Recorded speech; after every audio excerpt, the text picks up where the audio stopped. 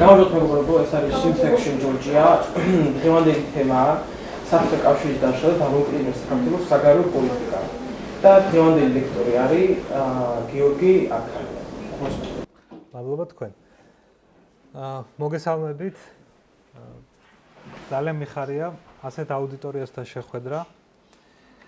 მით უმეტეს ისეთ საინტერესო თემაზე, როგორიც არის საბჭოთა კავშირის დაშლა და დამოუკიდებელი საქართველოს საგარეო პოლიტიკა.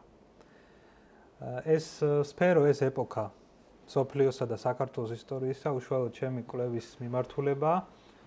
ამიტომაც მით უმეტეს ძალიან დიდი ინტერესით ვისაუბრებ ამ საკითხებზე და თან რაც ყველაზე მთავარია, სურს გავცე ძირითადად თქვენ შეკითხვებზე პასუხი და უფრო მეტად დრო დაუთმოთ დისკუსიას და კითხვა-პასუხს ამ თემაზე, მას მერე რაც გარკვეულ თემებს, ასე ვთქვათ, ზოგადად ვეცდები, რომ მაქსიმალურად მარტივად მიმოვიხილავ.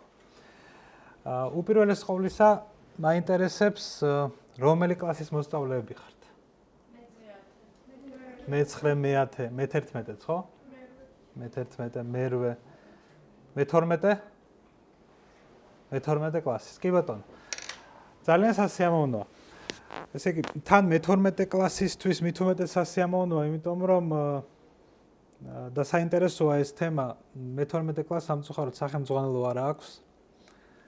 გარკვეული მიზეზების გამო, ეს მიზეზები არ არის რა თქმა უნდა ობიექტური, მაგრამ ფაქტია და სახელმძღვანელო რომც იყოს, ძირითადად მე-12 კლასში ვერ ესწრება ხოლმე მისვლა იმ ეტაპამდე, როდესაც საბჭოთა კავშირი უნდა დაიშალოს და საქართველოს სახელმწიფოებრივი დამოუკიდებლობა აღიდგინოს. ჩემი დღევანდელი საუბრის ძირითადი მიზანი არის ის, რომ გავიგოთ, მიმოვიხილოთ საბჭოთა კავშირის დაშლის უმთავრესი მიზეზები. ამავე დროს ვნახოთ პროცესი თუ როგორ მოიპოვათ საქართველოს დამოუკიდებლობა. გავცეთ ისეთ შეკითხვას პასუხი, როგორიც არის მაგალითად იყო თუ არა გარდაუვალი საბჭოთა კავშირის დაშლა. აი მაგალითად დღეს ძალიან ბევრი იტყვის რომ და ამბობს რომ რა გვინდოდა ამდენი ბრძოლა, სისხლისღვრა, დაპირისპირება, მოგეხსენებათ რომ ძალიან დიდი მსხვერპლის ფასად მოიპოვეთ ჩვენ სახელმწიფოებრივი დამოუკიდებლობა, საბჭოთა კავშირი მაინც დაიშლებოდა და ეს იყო გარდაუვალი პროცესი. იყო კი ასე და ფიქრობდნენ თუ არა, მაგალითად თუნდაც 99 წელს, 90-ში, მოგეხსენებათ 91 წელს დაიშალა საბჭოთა კავშირი. ფიქრობდნენ კი საქართველოში ან სოფლიოში, რომ მალე საბჭოთა კავშირი აღარ იარსებებდა. და საბოლოო ჯამში, ასე ვთქვათ, როგორი საგარეო პოლიტიკის წარმოება დავიწყეთ ჩვენ როგორც დამოუკიდებელმა სახელმწიფომ, ეს ძალიან მნიშვნელოვანი თემაა, იმიტომ რომ დღეს ძალიან ბევრი ცდილობს სულ სხვაგვარად დაგვანახოს საქართველოს ცივილიზაციური არჩევანი, საგარეო პოლიტიკის ძირითადი მიმართულება, ურთიერთობები ცალკეულ ქვეყნებთან, როგორც არის მაგალითად ამერიკის შეერთებული შტატები და ასე შემდეგ და სამწუხაროდ პროპაგანდა ისეთ ადამიანებსაც კი იყენებს სათავისოდ, როგორიც არის დამოუკიდებელი საქართველოს პირველი პრეზიდენტი და დამოუკიდებლობისთვის მებრძოლი ადამიანები. 1969 წელს გამოიცა ძალიან საინტერესო წიგნი, ეს იყო ფაქტობრივად ესე ავტორის, რომელსაც ჰქვია ანდრეი ამარლიკი, ეს გახლავთ საბჭოთა დისიდენტი. თუ იცით დისიდენტები ვინ იყვნენ?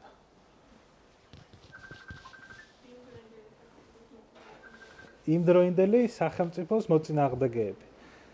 სხვას რა აზრი აქვს დისიდენტების შესახებ? თუ ხსმენიათ რამე დისიდენტებზე, ან ეს სიტყვა რას გეუბნებათ? კი ბატონო. კი, ერთ-ერთი დეფინიცია შეიძლება ეს იყოს, თუმცა ყველა დისიდენტი არ იყო სახელმწიფოს მოწინააღმდეგე, ანუ ყველა დისიდენტი არ იბრძოდა საბჭოთა კავშირის დანგრევისათვის. იყვნენ დისიდენტები, რომლებიც იბრძოდნენ გათავისუფლებისთვის და სახელმწიფოებრივი დამოუკიდებლობისთვის, მაგალითად, ქართველი დისიდენტები ასეთები იყვნენ, ზვიად გამსახურდია, მერაბ კოსტავა, ბალტიისპირელი დისიდენტები და ასე შემდეგ, მაგრამ ყველა დისიდენტი ამისთვის არ იბრძოდა. მაგალითად, რუსი დისიდენტები უფრო მეტად იბრძოდნენ საბჭოთა კავშირის განახლებისთვის, ადამიანის უფლებების დაცვისთვის, ჰუმანური გარემოს შექმნისთვის, ვიდრე თქვა საბჭოთა კავშირის დანგრევისთვის. ერთ-ერთი მათგანი გახლავთ ეს ადამიანი ანდრეი ამარლიკი, რომელმაც 1969 წელს გამოსცა წიგნი იარსებებს თუ არა საბჭოთა კავშირი 1984 წლამდე. თქვენი აზრით რატომ აიღო სათაურად 84 წელი? რომელი წიგნის გამო? დიახ, რა თქმა უნდა, ჯორჯ ორუელის ცნობილი ნაწარმოების საფუძველზე შეირჩა ეს სათაური და ეს ადამიანი 79 წელს ამბობს, რომ საბჭოთა კავშირი რამდენიმე წელიწადში დაიშლება და შეწყვეტს არსებობას როგორც სახელმწიფო. მართალია არა იმ სცენარით, როგორც ეს მოხდა სინამდვილეში, ის ფიქრობდა, რომ საბჭოთა კავშირსა და ჩინეთს შორის კონკურენცია და დაპირისპირება იმ ფაზაში გადაიზრდება, რომ სწორედ ეს კონკურენცია, ეს კონფლიქტი, ეს დაპირისპირება ჩამოშლის საბჭოთა სისტემას, ასე არ მომხდარა ნამდვილად და სხვა სცენარით განვითარდა მოვლენები, მაგრამ თავად ის ფაქტი, რომ 79 წელს ადამიანი აცხადებს, რომ რამდენიმე წელიწადში საბჭოთა კავშირი დაიშლება, ეს იყო ძალიან სერიოზული და რევოლუციური რამ, იმიტომ რომ აბუჩა დაიგდეს ეს ადამიანი მაშინ, თავად მისმა კოლეგებმა, დისიდენტების უმეტესობამ, მაგალითად ანდრეი სახაროვმა, შეიძლება გსმენიათ ეს ადამიანი, რომელმაც არასერიოზულად მიიღო ეს პროგნოზი და პირდაპირ გეტყვით, რომ სოფლიოს, თქვათ, პოლიტოლოგების, ექსპერტების დიდი ნაწილი, პოლიტიკოსების უდიდესი ნაწილი ფიქრობდა, რომ საბჭოთა კავშირი არ დაიშლებოდა და მით უმეტეს არ დაიშლებოდა ასე მალე. მართალია ზუსტად 84 წელს არ დაშლილა საბჭოთა კავშირი, მაგრამ რამდენიმე წელიწადში მოხდა ეს, კერძოდ 1991 წელს. ჩვენ თხრობა უნდა დავიწყოთ 1985 წლიდან. მოკლედ შევთანხმდით იმაზე, რომ 84-ში არ დაშლილა, 85-იც დადგა საბჭოთა კავშირში და 85 წელს საბჭოთა კავშირი გამოიყურება აი ასე. ის დედამიწის თითქმის 1/6-ს მოიცავს და ამავე დროს თქვენ წინა ლექციიდან მშვენივრად იცით, რომ მსოფლიო ცხოვრობს ცივი ომის რეჟიმში, როდესაც ის არის გაყოფილი ორ დაპირისპირებულ ბანაკად, რომელთაც მოიხსენიებენ ძირითადად როგორც სოციალისტური ბანაკი და კაპიტალისტური ბანაკი და საბჭოთა კავშირი მეთაურობს სოციალისტურ ბანაკს, თქვენ აქ ხედავთ საბჭოთა კავშირს, აგრეთვე კომუნისტურ ქვეყნებს და სოციალისტურ ქვეყნებს. მართალია, თითოეული მათგანი მოკავშირე არ არის, მაგალითად ჩინეთი ამ დროს საბჭოთა კავშირის მოკავშირე არ არის, მაგრამ იდეოლოგიური თვალსაზრისით მათ ერთი ქოლგა აქვთ. ეს არის კომუნიზმი და კაპიტალისტურ სამყაროსთან დაპირისპირება. ანუ სოფლიო არის დაყოფილი აი ამ ორ ნაწილად და საბჭოთა კავშირი გავლენიანი ძლიერი სახელმწიფო გახლავთ. ეს რაც შეეხება საგარეო პოლიტიკას, მაგრამ საშინაო პოლიტიკა, ეკონომიკური მდგომარეობა ქვეყანაში, სოციალური ვითარება არ არის შესაბამისი იმის, რაც ჩვენ რუკაზე ვიხილეთ. იმიტომ რომ მოსახლეობის ძალიან დიდი ნაწილი ეკონომიკური და სოციალური ცხოვრების თვალსაზრისით მკვეთრად ჩამოუვარდება კაპიტალისტურ სისტემას. ეხლა თქვენ ხედავთ 1985 წლის 10 მარტის კადრს, ეს არის კონსტანტინ ჩერნენკო, საბჭოთა კავშირის მმართველი, რომელიც გარდაიცვალა და რომელსაც მეორე დღეს ჩაანაცვლებს აი ეს ადამიანი, ბევრად უფრო ცნობილი თქვენთვის და მსოფლიოსთვისაც, ეს არის მიხაილ გორბაჩოვი. 85 წლის მარტში დამთავრდა საბჭოთა კავშირში ეგრეთ წოდებული დასაფლავებათა 5 წლედი. ასე შეარქვეს ირონიულად იმ პროცესს, რომელიც მიმდინარეობდა 1980-85 წლებში, როდესაც საკმაოდ სწრაფად საბჭოთა კავშირის რამდენიმე ლიდერი გარდაიცვალა. ეს დაიწყო კოსიგინის გარდაცვალებით, შემდეგ ბრეჟნევის შეცვალა ანდროპოვმა, ანდროპოვიც რამდენიმე თვეში გარდაიცვალა, შეცვალა ჩერნეკომ, აი დააკვირდით ფოტოებს. ბრეჟნევს მიასვენებენ და წინა რიგში საპატიო ადგილას დგას მისი შემცვლელი, იური ანდროპოვი. ეს ასეთი ტრადიცია იყო. ვინც საპატიო ადგილას იდგა დაკრძალვის დროს, ის იყო საბჭოთა კავშირის მომავალი ლიდერი. ამას წყვეტდა ლიდერთა ძალიან ვიწრო წრე, ეგრეთ წოდებული ნომენკლატურის სათავე, რომელსაც ჰქონდა სრული მონოპოლია საბჭოთა კავშირში პოლიტიკურ და ეკონომიკურ ცხოვრებაზე. რამდენიმე წლის შემდეგ, უფრო სწორედ ძალიან მალე, ანდროპოვი გარდაიცვალა, თქვენ ხედავთ, როგორ მიასვენებენ მას და საპატიო ადგილას დგას მისი შემცველი კონსტანტინე ჩერნენკო. რამდენიმე თვე გავიდა, ჩერნენკო გარდაიცვალა და ძალიან დიდი ცვლილება მოხდა საბჭოთა კავშირში. ახალგაზრდა ადამიანი გახდა მისი ლიდერი. და ეს ახალგაზრდა ადამიანი უკვე 50-ს გადაცილებული იყო, მაგრამ სხვა ლიდერებთან შედარებით ყველაზე ახალგაზრდა იყო. და ხუმრობით მსოფლიოში საბჭოთა კავშირის ხელისუფლებას ამ დროს მოხუცთა თავშესაფარს უწოდებდნენ.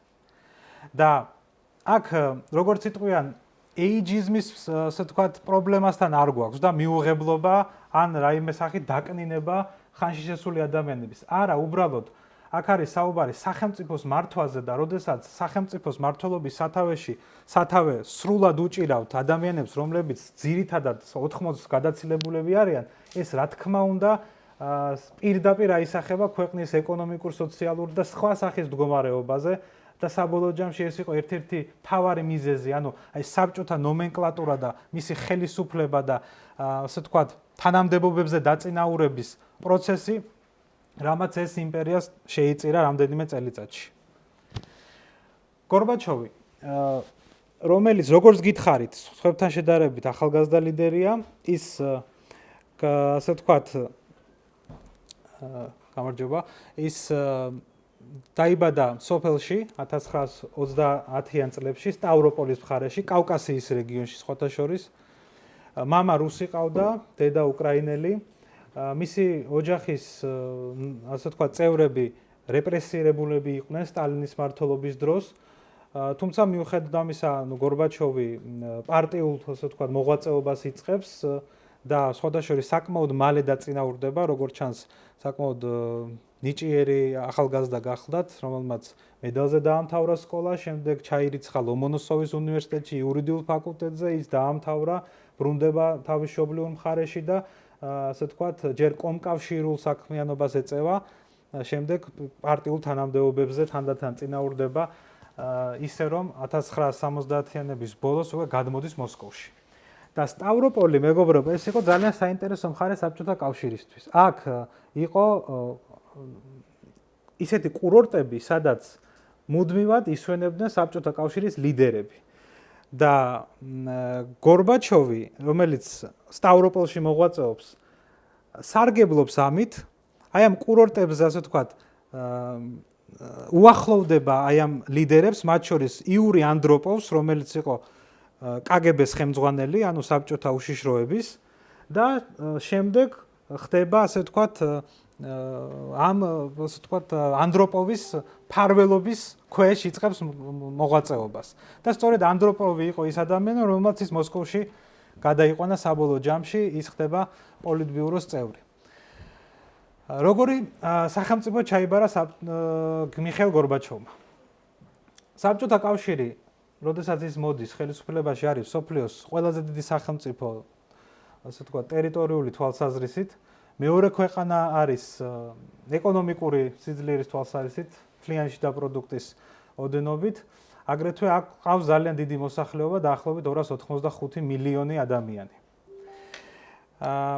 გორბაჩოვის მოსვლასთან ერთად აშკარა გახდა, რომ საბჭოთა კავშირი იდეოლოგიური თვალსაზრისით დამარცხდა ამერიკის შეერთებულ შტატებთან. ცივი ომის პერიოდში რას აკეთებდა ეს ორი სახელმწიფო? ერთმანეთს უმტკიცებდა, კომუნისტური სისტემა უფრო კარგი იყო თუ კაპიტალისტური. კომუნისტურ სისტემაში ხალხი უფრო ბედნიერად იცხოვრებდა თუ კაპიტალისტურში.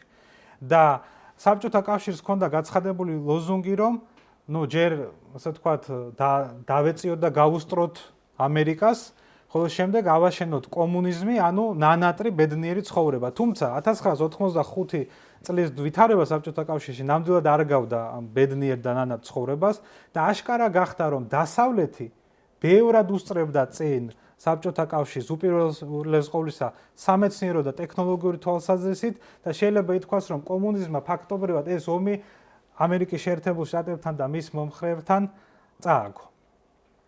პარტიულ ნომენკლატურაზე უკვე მოგახსენეთ მოკლედ, თუმცა აქ უნდა ითქვას კიდევ ერთხელ ამ ბიუროკრატიის შესახებ, რომელიც არსებობდა საბჭოთა კავშირში, ეს არის ჩაკეტილი სისტემა. ეს არის სისტემა, სადაც სახელმწიფო და პარტია, მმართველი პარტია არის ერთმანეთთან შეზრდილი. მეგობრებო, სახელმწიფოს პრეზიდენტი ან პრემიერ-მინისტრი კი არ მართავს. არამედ მართავს მართველი პარტიის პირველი პირი.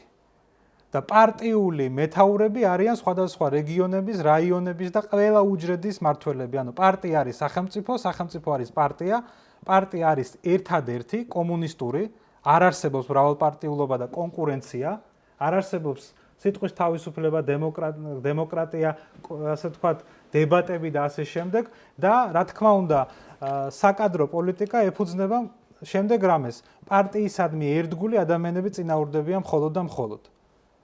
ანუ არ ცხადდება კონკურსები და ასე ვთქვათ, ნიჭის დამსახურების და ასე შემდეგ არ წინააღმდებიან ადამიანები, ძირითადად ხვდებიან პარტიისადმი ერთგულებით და ამას ემატება, რა თქმა უნდა, პირადი ერთგულების მომენტი და ასე ვთქვათ, ნათესაური კავშირები და ასე შემდეგ. როდესაც გორბაჩოვი მოდის ხელისუფლებაში, ცხადი ხდება, რომ საბჭოთა კავშირის მიდგომა ეკონომიკისადმი არ ამართლებს. თუ კაპიტალისტურ ქვეყნებში ჩვენ გვაქვს კერძო საკუთრება, ჩვენ გვაქვს თავისუფალი საბაზრო ეკონომიკა, არ გვაქვს მონოპოლიები, არის საშუალება, რომ სხვადასხვა კომპანიებმა ერთმანეთს გაუწიონ კონკურენცია და ამ კონკურენციაში ისინი გადიან საბოლოო ჯამში უკეთესი და უკეთესი პროდუქციის შექმნისკენ. და არ არსებობს დეფიციტი პროდუქციისა, იმიტომ რომ როდესაც არის კონკურენცია, სხვადასხვა ასე ვთქვათ, მოთამაშეები მომხმარებლებს პროდუქციას ყოველთვის აწვდიან.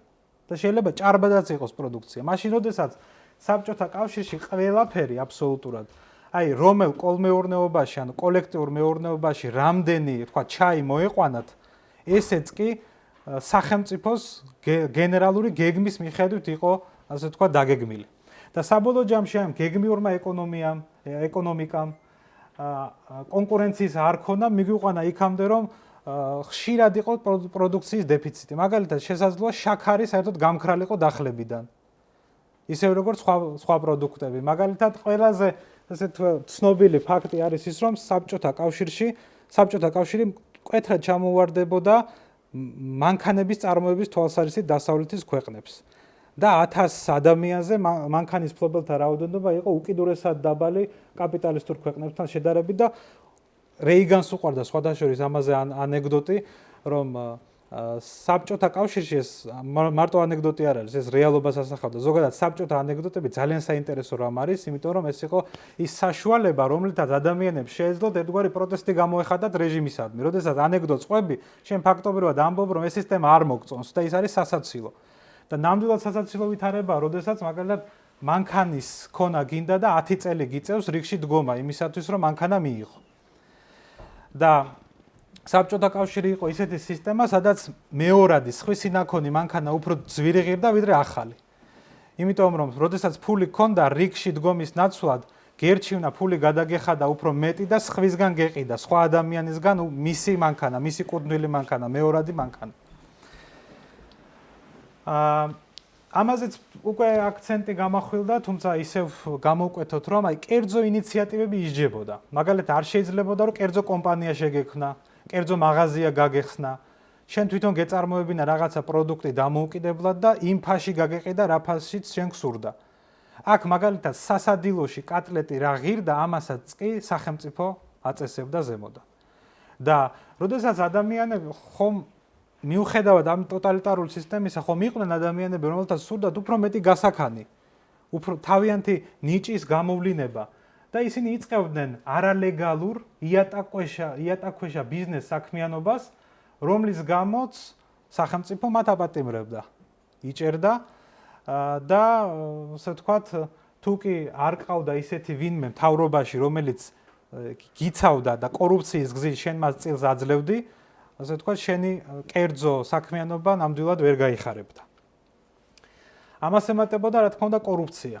კორუფცია იყო ყველგან, აბსოლუტურად ყველა მიმართულებით და რადგანაც ჩვენ საგანმანათლებლო დაწესებულებაში ვართ, აქ ყველაზე კარგი მაგალითი იქნება გავიხსენოთ ის, რომ ძალიან ბევრის გადახდა უწევდათ იმისთვის, რომ უნივერსიტეტებში მოწყობილიყნენ საბჭოთა პერიოდში. მაგალითისთვის ალკოჰოლიზმის მაღალი დონე. ეს ცნობილი სენი იყო საბჭოთა კავშირისა.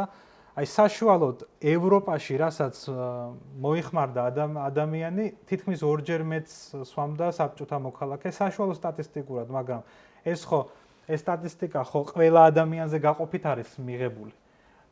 და თქვენ წარმოიდგინეთ რა რაოდენობით სვამდნენ ის ადამიანები, რომლებიც ალკოჰოლიზმის, ასე ვთქვათ, მიდრეკილნი იყვნენ ალკოჰოლიზმისაკენ და თან ევროპის მაჩვენებელი, ხა ლიტრობით რო დავთვალოთ, ევროპაში ძირითადად ეს მოდის ღვინოზე და ლუძზე, საბჭოთა კავშირში ეს მოდის არაყზე.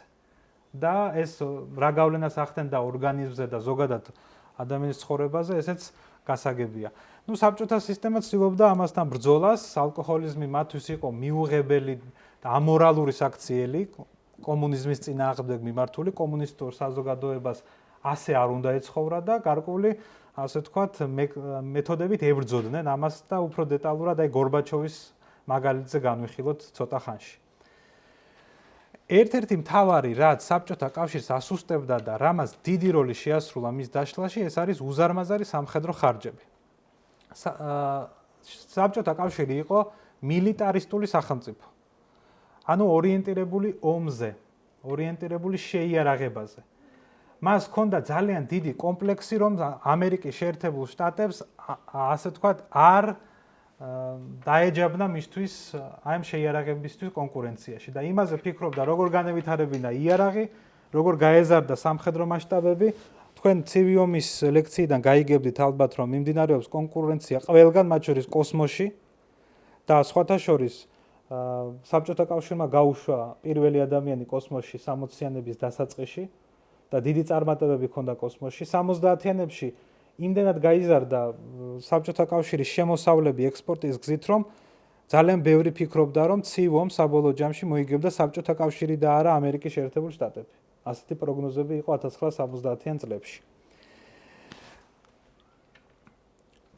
10-დან 20%-მდე მერყეობს წილი ბიუჯეტისა, რომელიც იხარჯებოდა შეიარაღების განვითარებაზე, რაც არის უზარმაზარი რიცხვი. დღეს მაგალითად ქვეყნების თანამედროვე მდგომარეობით რო შევადაროთ ქვეყნების ეკონომიკებში წილს სამხედრო ხარჯებისა, ეს არის 1-დან მაქსიმუმ შეიძლება 5%. ანა მაქსიმუმ 10%, აი, როდესაც საომარ ვითარებაშია ქვეყანა. ხო, კიდევ ერთი ვითარება, რომელიც უნდა აღნიშნოთ, ეს არის თვითიზოლაცია. მოგეხსენებათ, რომ საბჭოთა კავშირი არის ჩაკეტილი ქვეყანა. ესე მარტივად დღეს რომ თქვენ შეიძინოთ ბილეთი ევროპის მიმართულებით და წახვიდეთ, მაშინ ასე არ იყო. თავისუფლად ვერ წახვიდოდით ქვეყნიდან. აი თუ გაგიმართლებდა ძალიან, თუ იქნებოდით რაღაც ანსამბლის წევრი, ანსამბლები დადიოდნენ ხშირად და იმ ანსამბლებს აუცილებლად მიყვებოდა უშიშროების თანამშრომელი, რომელსაც უნდა ეკონტროლებინა ზედმეტი ის, რომ ზედმეტი კომუნიკაცია არ დაგემყარებინათ ევროპელებთან და აქაც აკონტროლებდნენ, თქვა ტურისტულ ჯგუფებს, უშიშროების წარმომადგენლები, რომ ადგილობრივებთან კავშირი არ დაემყარებინათ რა. მაქსიმალურად ცდილობდა საკუთარი ვითარების დამალვასა და შენიღბას საბჭოთა სისტემა. საკუთარ მოქალაქეებს ეუბნებოდა, რომ კაპიტალისტურ ქვეყნებში ხალხი ლამის შიმშილობს და საბჭოთა კავშირში ბედნიერად ცხოვრობენ ადამიანები და სწორედ ამ მიზნით იყო უპირველეს ყოვლისა ჩაკეტილი საზღვრები. სიახლეების ძნელად მიიღება, ესეც გვიწერია. ტექნოლოგიური თვალსაზრისით უკიდურესად ჩამორჩა საბჭოთა კავშირი. კომპიუტერიზაცია, რომელიც კაპიტალისტურ ქვეყნებში საკმაოდ ადრე დაიწყო, საბჭოთა კავშირში დაჩქარებული ტემპით მხოლოდ 80-იანი წლების ბოლოს დაიწყო და ეს გასაგებია, იმიტომ რომ სისტემაში, სადაც ყველაფერს აკონტროლებს უშიშროება, სადაც ყველა ადამიანის ცხოვრება სისტემისთვის არის საინტერესო და თვალყურს ადევნებს მას, სადაც მაგალითად ყველა საბეჭდი მანქანის შრიფტი არის დანომრილი, რომ შემდეგ მარტივად გამოიცნონ, აი დაუშვათ რაღაც პროკლამაცია რომ გავრცელდეს, რომელიც მოითხოვს და დამოუკიდებლობისთვის ბრძოლას. აი მაგალითად 1956 წლის ბოლოს, როდესაც ორგანიზაცია გორგასლიანმა, ეს არის ზვიად გამსახურდია, მერაბ კოსტავა, გურამ დოჩანაშვილი და სხვები გაავრცელეს პროკლამაცია, სადაც საქართველოს მოუწოდებდნენ დამოუკიდებლობისთვის ბრძოლისთვის, მალევე დაიჭირეს ეს ადამიანები, იმიტომ რომ შრიფტი, რომლითაც აიკრიფა ეს ტექსტი, იყო ძალიან მარტივად მისაგნები იმისთვის საბჭოთა უშიშროებისთვის, მერე მიაგნეს საბეჭდი მანქანის მფლობელს და ასე გავიდნენ საბოლოო ჯამში, ასე ვთქვათ, ამ დისიდენტებამდე. კი ბატონო. თავისუფალი აზრით ჩახშობა. ჩვენ ვისაუბრეთ დისიდენტებზე. საბჭოთა კავშირში თავისუფალ აზრად და ანტიკომუნიზმად ითვლებოდა ყველაფერი, რაც ასე ვთქვათ, ეწინააღმდეგებოდა საბჭოთა ხელისუფლების მიერ დადგენილ ნორმებს. აი, უკან დავბრუნდები. აი აქ წერია რუსულად საბჭოთა გაზეთში, შემდეგი რამ, დღეს შენ უკრავ ჯაზს და ხვალ სამშობლოს გაყიდი. ანუ ჯაზის მოსმენა, როკის მოსმენა, თანამედროვე დასავლური სიმღერის მოსმენა და ასე ვთქვათ, ჯინსების ჩაცმა და სხვა ტიპით გამოვლენა დასავლური სუბკულტურის გარკვეული ელემენტებისა, ეს უკვე ითვლებოდა თუ არა სამშობლოს ღალატად, ყოველ შემთხვევაში სამშობლოს ღალატის საწყის ეტაპად. როდესაც შენზე მოქმედებდა დასავლეთის პროპაგანდა და მალე შეიძლება შენ საერთოდ დასავლეთის აგენტი გამხდარიყავი. აი, ამ ადამიანს მაგალითად უჭირავს, ეს არის საბჭოთა დისიდენტი, რომელსაც უჭირავს შემდეგი მოწოდება, ლოზუნგი, რომ მინდა სოციალისტური სამოთხიდან კაპიტალისტურ ჯოჯოხეთში გადასვლა. ანუ ოფიციალური იდეოლოგია ხო ამბობდა, რომ საბჭოთა კავშირი ქმნიდა სოციალისტურ სამოთხეს ადამიანებისთვის. ხოლო კაპიტალისტური ქვეყნები იყვნენ კაპიტალისტური ჯოჯოხეთი. და ეს ადამიანი ითხოვს საბჭოთა კავშირიდან წასვლას. საბჭოთა კავშირში ძალიან ბევრ დისიდენტს ეკრძალებოდა ქვეყნის ფარგლების დატოვება. მაგალითად, მათი უმეტესობა იყო ებრაელი. საბჭოთა კავშირის დისიდენტურ მოძრაობაში ებრაელ დისიდენტებს უწოდებთ ოტკაზნიკებს, ანუ იმათ, ვისაც უარი ეთქვა საბჭოთა კავშირიდან გასვლაზე.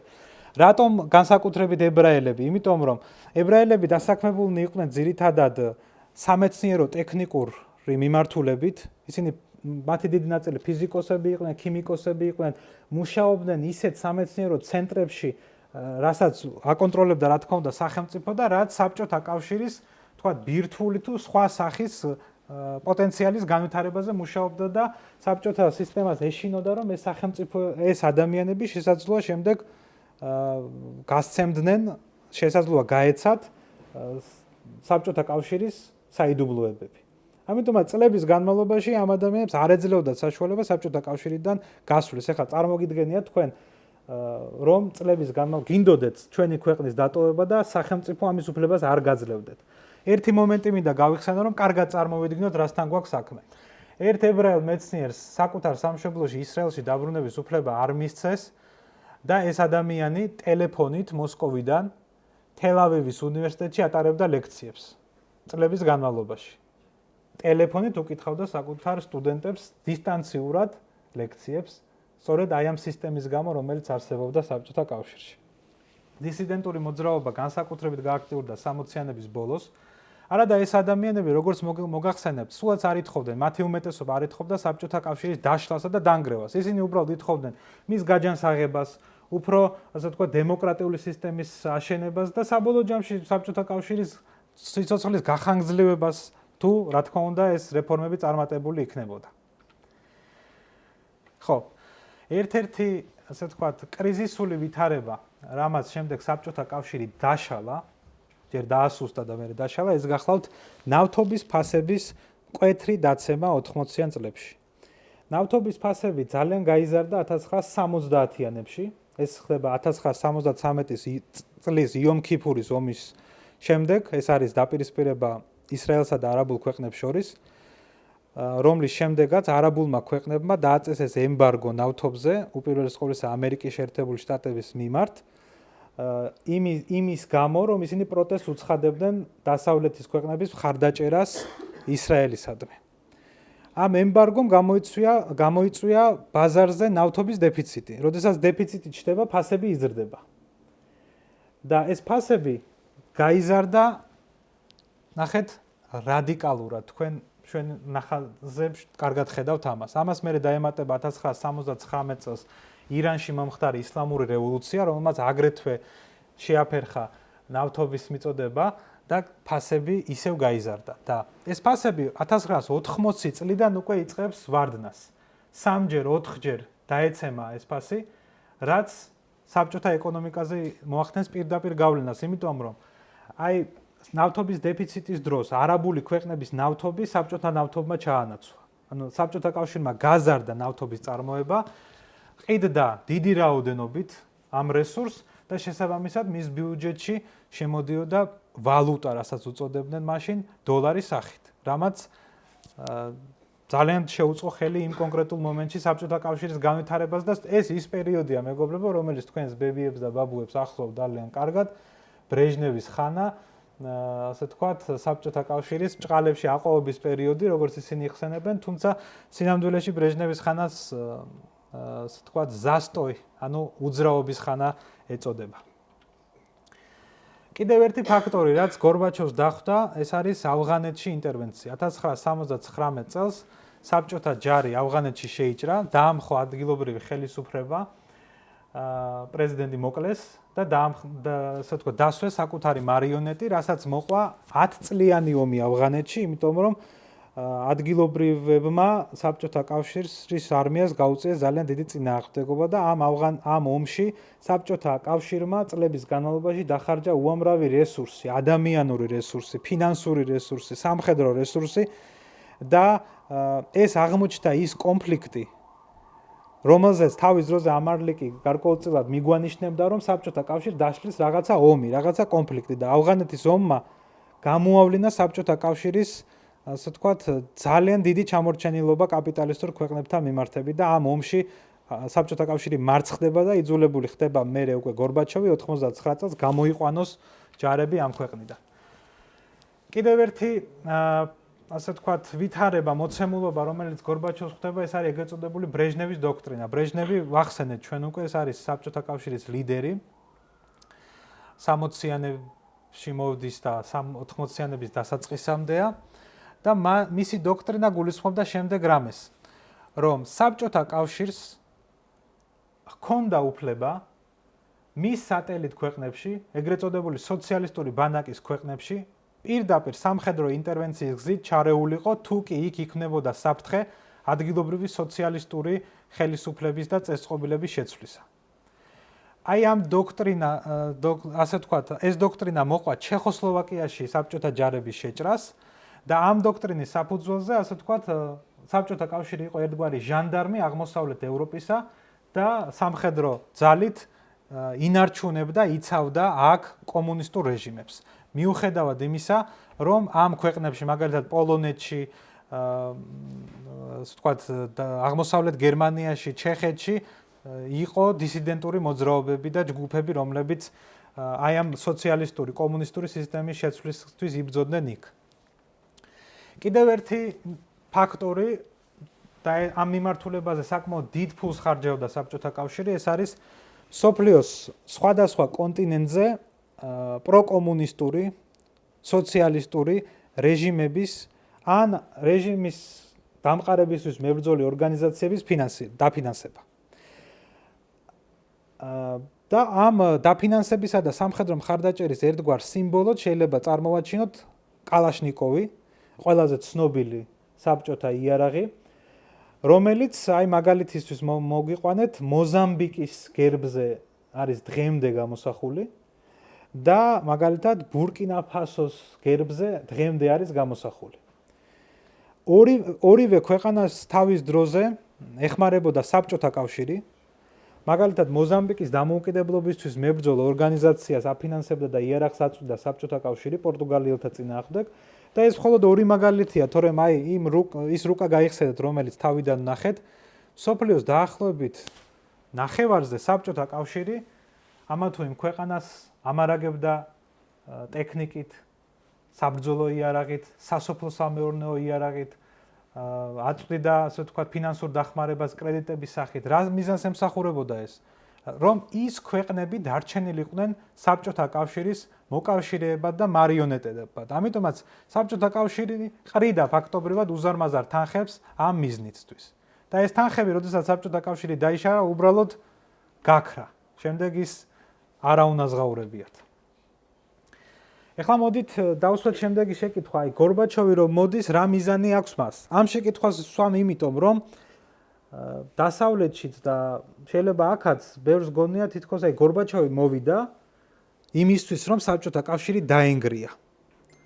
და თქვენ მოგეხსენებათ, როგორი პოპულარული ადამიანია ის დღესაც და მით უმეტეს 90-იანებში იყო ევროპაში.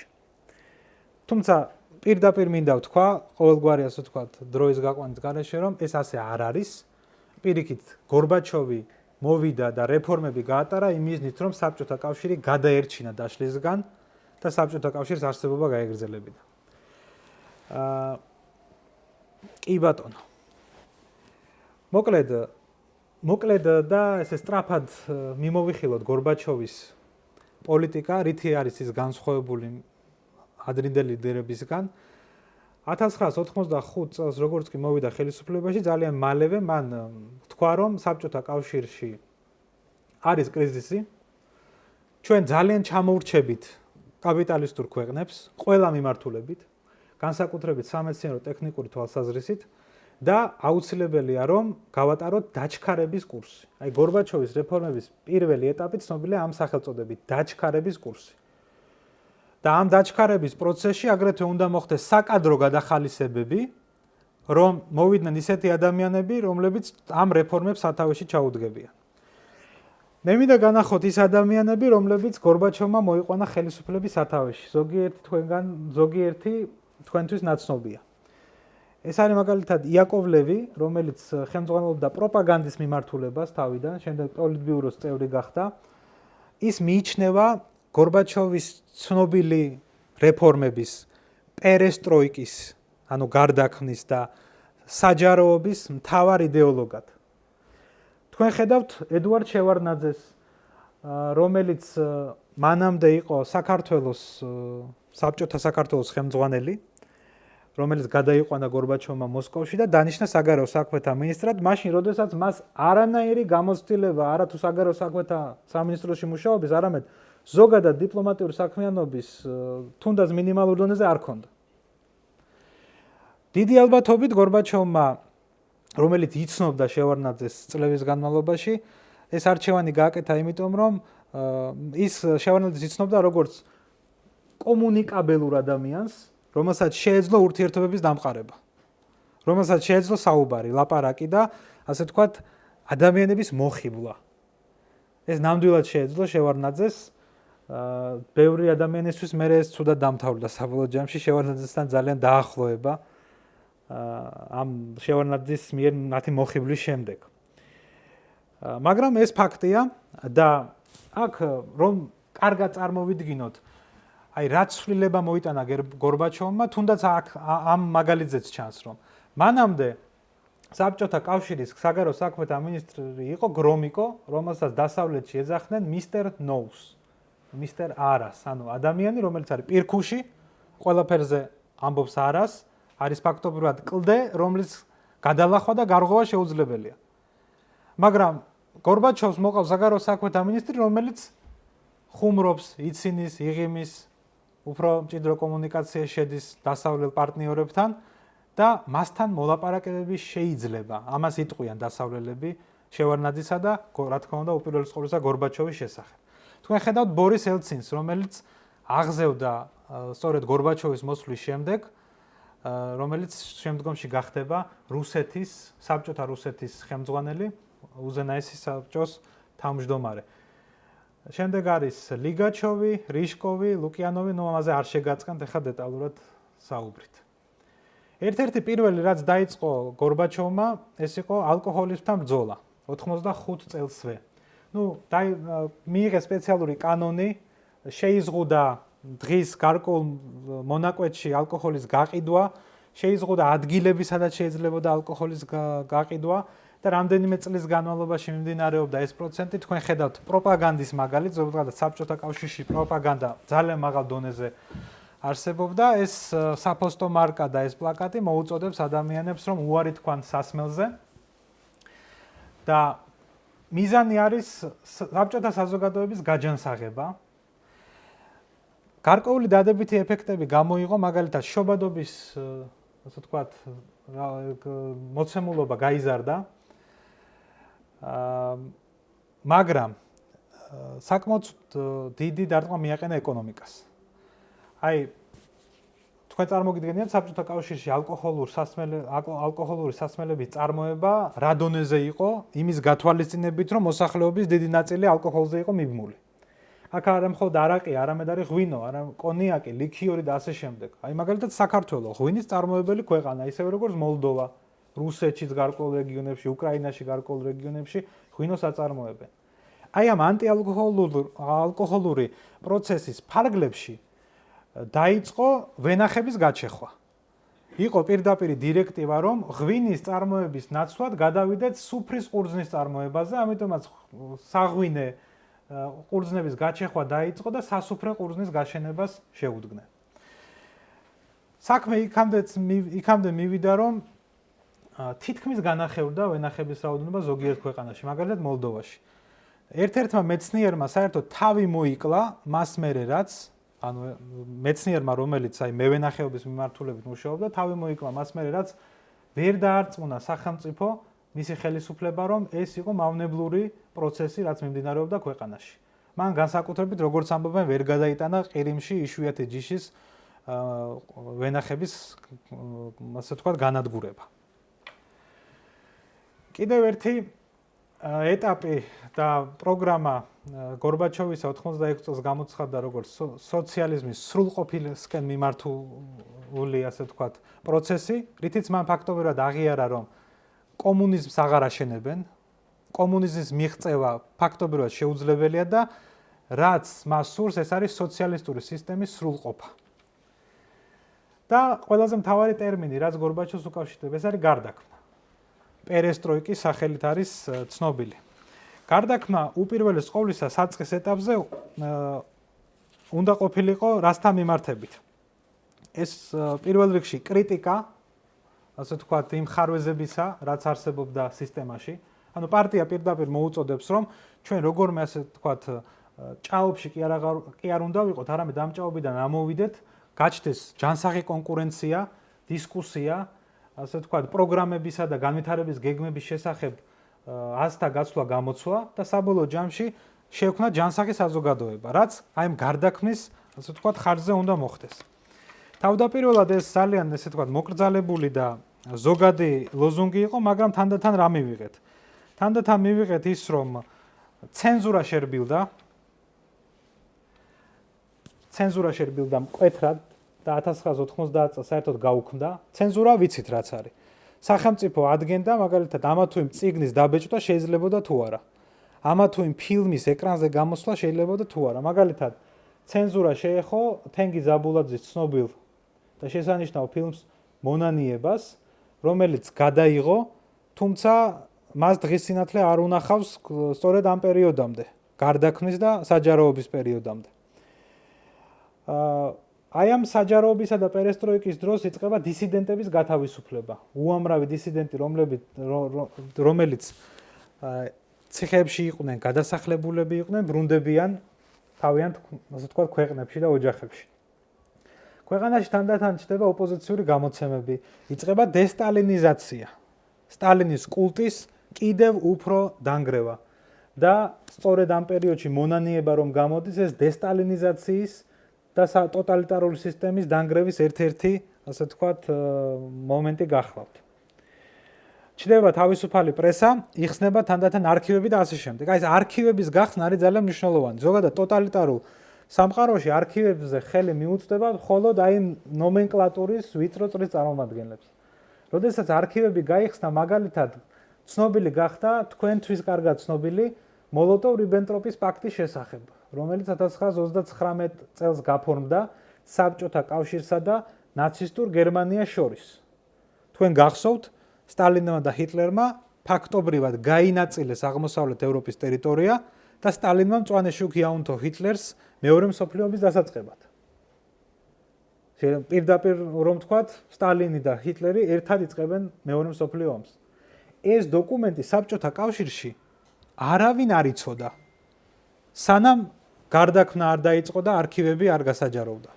და მოლოტოვ-რიბენტროპის პაქტის გამომზეურებამ წაახალისა ეროვნულ განმათავისუფლებელი მოძრაობების გაძლიერება ისეთ ქვეყნებში, როგორიც არის ბალტიისპირეთი, როგორიც არის მოლდოვა, იმიტომ რომ ეს ქვეყნები საბჭოთა კავშირში აღმოჩნდნენ სწორედ მოლოტოვ-რიბენტროპის პაქტის ხელმოწერის შემდეგ. და ლიეტუვაში, ლატვიაში, ესტონეთში, მოლდოვაში ჩვეულებრივმა ადამიანებმა რომ გაიგეს ამის შესახებ, ძალიან ბევრი განეწყო ანტისაბჭოურად და ამან ხელი შეუწყო ამ ქვეყნების სწრაფას დამოუკიდებლობისკენ.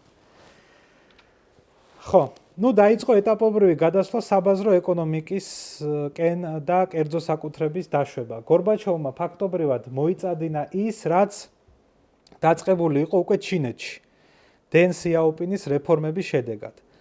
მაო ძედუნის გარდაცვალების შემდეგ ჩინეთში კიდევ უარესი სიტუაცია იყო, ვიდრე თქვათ საბჭოთა კავშირში 80-იანების დასაწყისში. ამიტომაც იქ დენ სიაოპინის მეთაურობით დაიწყო ეკონომიკური რეფორმირების პროცესი, დაუშვეს კერძო საკუთრების არსებობა, კონკურენცია და ასე შემდეგ და ამავე დროს შეინარჩუნეს კომუნისტური პარტია. ჩინეთში დღემდე კომუნისტური პარტია მართავს ქვეყანას, მაგრამ დაშვებულია კერძო საკუთრებაც. გორბაჩოვს დაახლოებით ასეთი რეფორმის განხორციელება სურს. ერთ-ერთი მთავარი მიზანი გორბაჩოვისა ქვეყნის დასახსნელად ეს არის უცხოური ინვესტიციების მოზიდვა.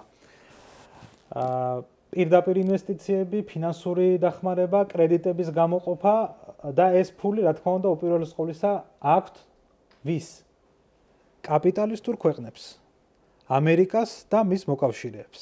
ეს არის ერთ-ერთი ნათელი ილუსტრაცია თუ როგორ შემოდის გარდაქმნის დროს საბჭოთა კავშირში თანდათან დასავლური რაღაცეები. უცხო ხილი როგორც აღნიშნეთ საბჭოთა ადამიანებისათვის. Well, it's been 14 years in the making, and today, finally, McDonald's threw open the doors to its first restaurant in Moscow. And make no mistake, this was an event of major gastronomic proportions. Our Moscow correspondent Don Murray savored the cultural revolution that surrounds the Big Mac's arrival in Moscow. A feast in the time of plague. The words of Alexander Pushkin, Russia's greatest poet. In this new time of troubles, on the square that bears his name and statue, Pushkin now contemplates McDonald's. And the question is, was this the feast he wrote about? They opened what may be the world's largest hamburger stand this morning, and Pushkin's descendants crowded in. Their verdict on the feast was mixed. I don't like it at all, he says. It's not Russian. It's very beautiful, but I expected more, I think.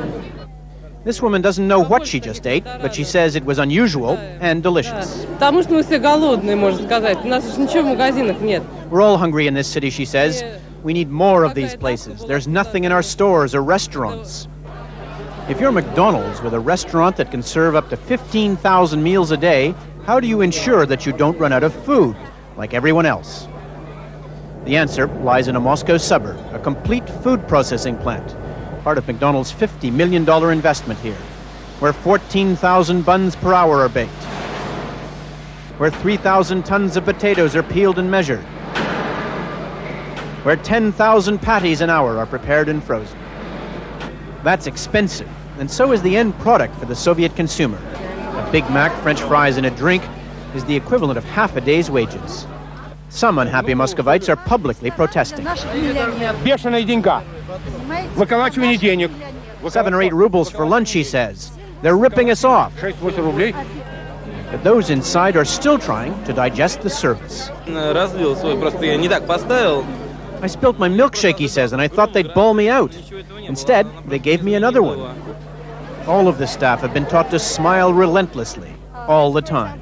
I smile to anybody and they say, oh, what's wrong? What's wrong? I wonder what has happened. Why do you smile?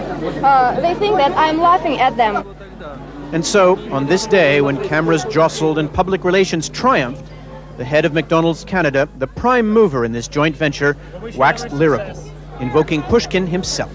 I think he'd probably write a magnificent poem saying that it's, in this day and age, it's nice when the people can come out and get meat, bread, potatoes, and milk of the highest quality. What Pushkin did write was this: happiness can only be found in communal pursuits. They started lining up this morning at 4 o'clock. Happiness today in Moscow lay in the communal pursuit of a Big Mac. Don Murray, CBC News, Moscow. And two more signs of the instant hit McDonald's was today. The store had to stay open several hours past its posted closing time because there were so many people still in line. And the store set a McDonald's record for most people served on an opening day, 30,000. კი ბატონო.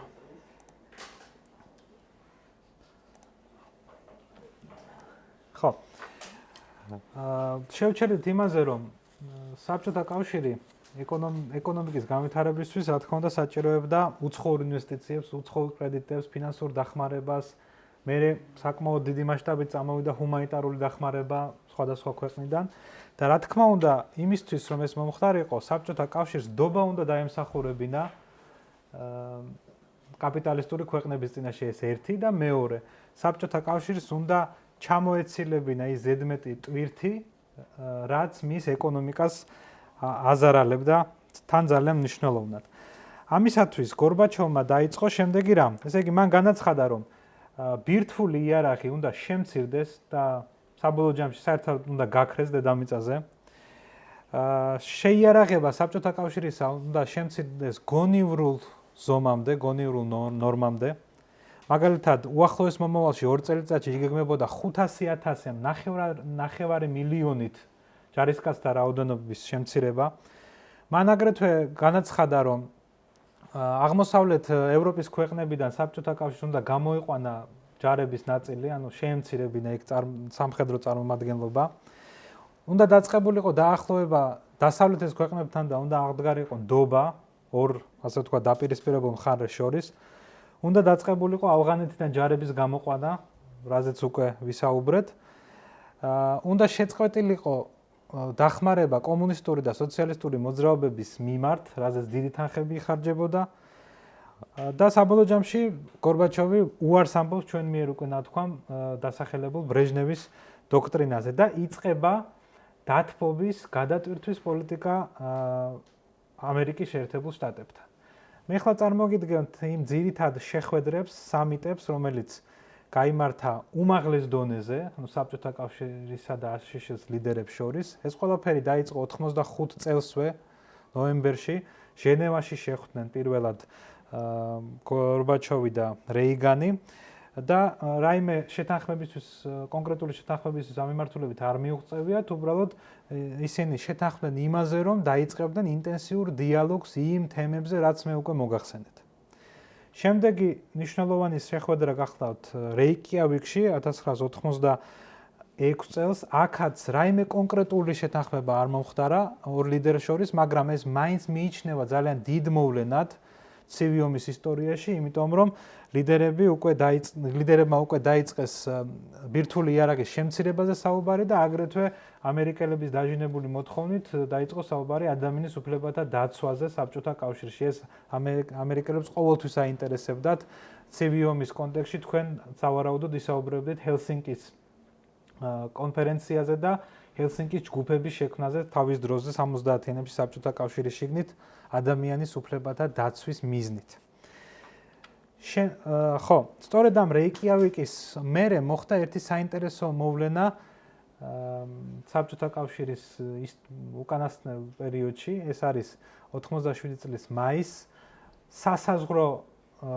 საბჭოთა სასაზღვრო ჯარების დღეს მოსკოვის ცენტრში დაეშვა აესფრინავი ობიექტი, რომელსაც მართავდა გერმანელი 18 წლის მათიას რუსტი, რომელმაც შეძლო ისე შემოეღწია საბჭოთა საჰაერო სივრცეში, რომ ვერავინ ეს ვერ შეამჩნია და ვერ დაადგინა და ფაქტობრივად ამით გააშიშვლა საბჭოთა სასაზღვრო სისტემა და შეიარაღების კომპლექტი.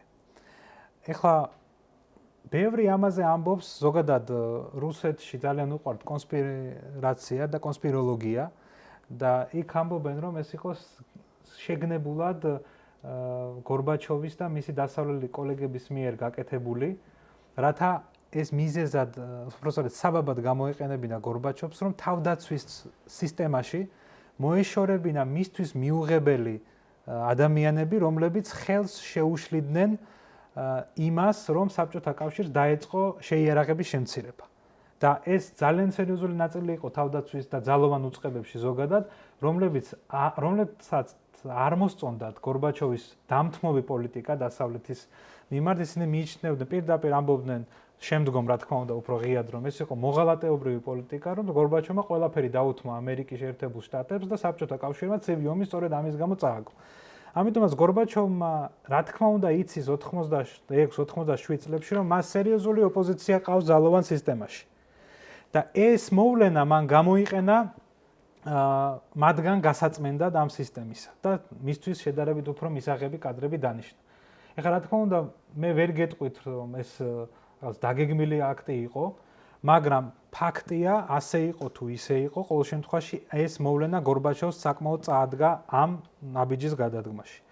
და ამის მერე 87 წლის ბოლოს ძალიან სერიოზულ შეთანხმებას მოეწერა ხელი გორბაჩოვსა და რეიგანს შორის. ეს არის შეთანხმება მცირე და საშუალო სიშორის რაკეტების განადგურების შესახებ. ეტაპობრივად უნდა მომხდარიყო ეს და 91 წლისთვის ასე ვთქვათ, ეს პროცესი დასრულდა და ამავე წელს, უпростоრად 2 წლის შემდეგ ჩატარდა ძალიან მნიშვნელოვანი შეხვედრა, აგრეთვე მალტის სამიტი 2-3 დეკემბერს, უკვე პრეზიდენტი არის ბუში, უფროსი და ამ შეხვედრის დროს აიმე კონკრეტული დოკუმენტისთვის ხელი არ მოუწერიათ, მაგრამ მიუხედავად ამისა ძალიან დიდი მოვლენაა.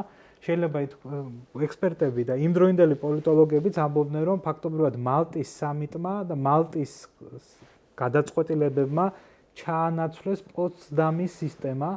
პოცდამის სისტემა ჩვენ ვიცით, რომ არის ის საერთაშორისო ურთიერთობის ის სისტემა, რაც არსებობდა მეორე მსოფლიო ომის შემდეგ და ეს პოცდამი შეცვალა მალტამ და მალტის შემდეგ ჩვენ გვაქვს საერთოდ ახალი ტიპის სისტემა, რომელიც უკვე ფაქტობრივად შეიძლება ითქვას, რომ დანგრეულია ამჟამად მიმდინარე მოვლენების გათვალისწინებით. ახლა რაზე შეთანხმდნენ მალტაში გორბაჩოვი და ბუში? უპირველეს ყოვლისა ის, რომ საბჭოთა კავშირმა თქვა, რომ ის აღარ ჩაერეოდა აღმოსავლეთ ევროპის შიდა საქმეებში. აგრეთვე საბჭოთა კავშირი თანხმდებოდა გერმანიის გაერთიანებას. საქართველოში ძალიან ბევრს უყვარს თქვა, რომ შევარნაძე ჩვენ ქართველმა გააერთიანა გერმანია და გულისხმობენ შევარნაძეს. ხო, ქართველი ნამდვილად მონაწილეობდა ამ საქმეში, თუმცა გადაჭარბება გვიყვარს ჩვენ ბევრ რამეში და მათ შორის ამ მიმართულებითაც შევარნაძეს მონაწილეობდა, მაგრამ შევარნაძეს არ გაუერთიანებია. ეს საკმაოდ ისეთი მასშტაბური პროცესი იყო, რომლის სათავეში იდგა მიხეილ გორბაჩოვი, როგორც საბჭოთა კავშირის მეთაური და რა თქმა უნდა, შევარნაძე ამაში იყო ერთ-ერთი მთავარი ფიგურა, როგორც ქვეყნის საგარეო საქმეთა მინისტრი. მალტის მოლაპარაკებების ერთ-ერთი მთავარი შედეგი გახლდათ ის, რომ გორბაჩოვმა აღუთქვა ჯორჯ ბუშს, რომ ბალტიისპირეთის ეროვნულ გამათავისუფლებელ მოძრაობას არ ჩაახშობდა სისხლით, ანუ გარკვეულ, ასე ვთქვათ, დათმობებზე წავიდა ბალტიისპირეთის მიმართულებით და მე შეგახსენებთ, რომ ბალტიისპირეთის 3 ქვეყანას ამერიკის შეერთებული შტატები 1940 წლის შემდეგ საერთოდ არ აღიარებდა საბჭოთა კავშირის ნაწილად და მათი წარმომადგენლობები ამერიკაში მუშაობდა ჩვეულებრივ როგორც სუვერენული სახელმწიფოების, ანუ საბჭოთა კავშირის ნაწილად ბალტიის ამ 3 ქვეყანას ამერიკა არ აღიქვამდა. ეს ის პერიოდია, როდესაც აი ამ ყველაფრის ფონზე პარალელურად დაიწყო აღმოსავლეთ ევროპაში კომუნისტური და სოციალისტური რეჟიმების ზღვევა. ბუნებრივია, ახლა მოსკოვში, რადგანაც თქვენს, რომ ჩვენ ვამბობთ უარს ადრინდელ პოლიტიკაზე და აი ბრეჟნევის დოქტრინაზე და ვიწყებთ გარდაქმნას, გარდაქმნის პროცესი დაიწყო, რა თქმა უნდა, ამ ქვეყნებში და მით უმეტეს ამ ქვეყნებში უფრო მარტივად წავიდა და ბუნებრივად ეს პროცესი. სიმბოლო ამ ყველაფრის არის ბერლინის კედლის დანგრევა, რომელიც ყოფდა აი ამ ცივი ომის 2 ბანაკს წლების განმავლობაში. სოციალისტური ბანაკის ფარგლებში პოლონეთში მოდიან ანტიკომუნისტური ძალები 99 წელს და უკვე 90-ში ცნობილი დისიდენტი ლეხ ვალენსა ხდება პოლონეთის პრეზიდენტი. 99 წელს ვაცლავ ჰაველი გახდა ჩეხოსლოვაკიის პრეზიდენტი. ბულგარეთში დაეცა 99-შივე კომუნისტი დიქტატორის ტოდორ ჟივკოვის რეჟიმი. რუმინეთში დაამხეს ნიკოლაი ჩაუშესკუ და მოკლედ რომ თქვა დომინოს პრინციპით დაიშალა აღმოსავლეთ ევროპაში საბჭოთა კავშირის მარიონეტული რეჟიმები. ხო, რა შედეგი გამოიღო გორბაჩოვის ამ რეფორმებმა?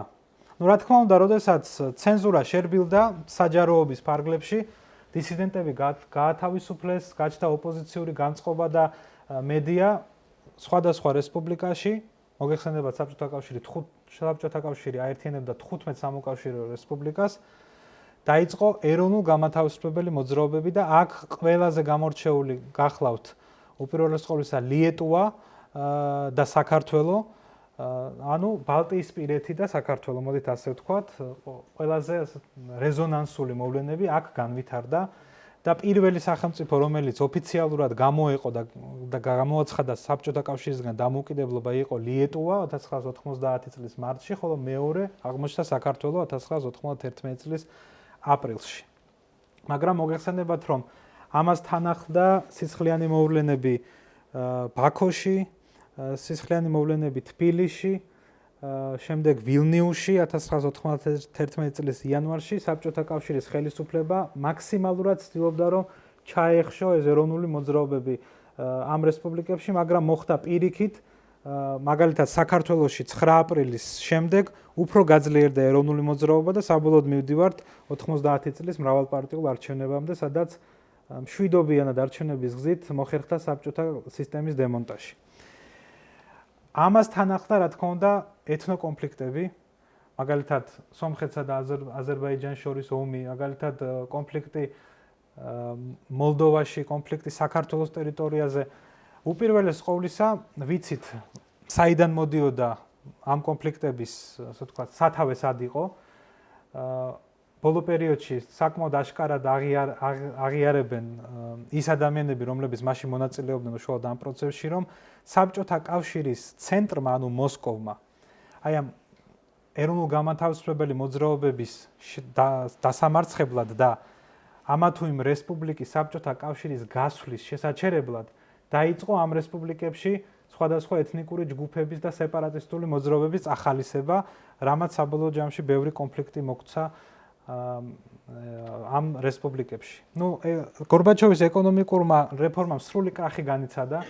ანუ თუ კი მანამდე იყო დეფიციტი პროდუქტებზე, ნუ გორბაჩოვის პერიოდში ის უფრო გაღრმავდა და თქვენ ხედავთ, მაგალითად ეს ფოტო ალბათ ან 90 წელს არის გადაღებული, ან 91 წელს ფაქტობრივად ცარიელი დახლები. აი ახლა იმედია ეს პირდაპირ ჩაირთვება, კი. ერთ-ერთი ასე ვთქვათ ილუსტრაცია, როგორ ცხოვრობს ხალხი 91 წელს. მოსკოვის ერთ-ერთი ასე ვთქვათ კაფე, შეიძლება ასე ითქვას, სადაც ხალხი იკრიბება, ლუდს სვამს, ერთ-ერთი ადამიანი ამბობს, რომ ინტერვიუში, რომ ის ჩამოვიდა რომელიღაც სოფლიდან და უამრავი საათი დახარჯა ამაში, იმიტომ რომ იქ უბრალოდ ლუდი არ იშოვება. ანუ ეს აღარ არის ის პერიოდი, როდესაც იკრძალება ძალიან ალკოჰოლი, უბრალოდ დეფიციტია ამისი.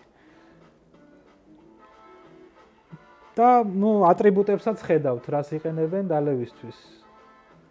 აქ თქვენ ნახავთ ჩვეულებრივ, ანუ რომელიმე ხარხის მუშას, აქ თქვენ ნახავთ ინტელიგენციის წარმომადგენელსაც, ერთ-ერთი ადამიანი ამბობს, რომ არის სოციოლოგი და ასე ვთქვათ, თან ლუდს სვამს და თან სოციოლოგიური თვალსაზრისით აკვირდება აქ საუბრებს, აქ განიხილავენ პოლიტიკას, აკრიტიკებენ მთავრობის კურსს.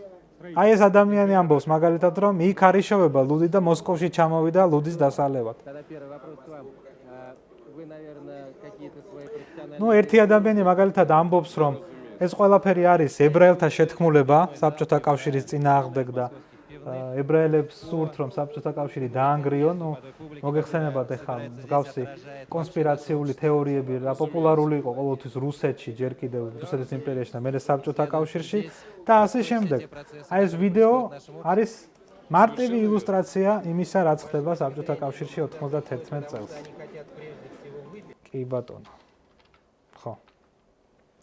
ამას ემატება დაპირისპირება ხელისუფლების მაღალ ეშელონებში. კერძოდ ერთი მხრივ გორბაჩოვსა და მეორე მხრივ ბორის ელცინს შორის. გორბაჩოვი არის საბჭოთა კავშირის ლიდერი, რომელსაც 90 წელს საბჭოთა კავშირის პირველ და უკანასკნელ პრეზიდენტად აირჩევენ და ბორის ელცინი არის რუსეთის ლიდერი, რუსეთის პირველი პრეზიდენტი და ამათ შორის ძალაუფლებისთვის დაიწყება დაპირისპირება.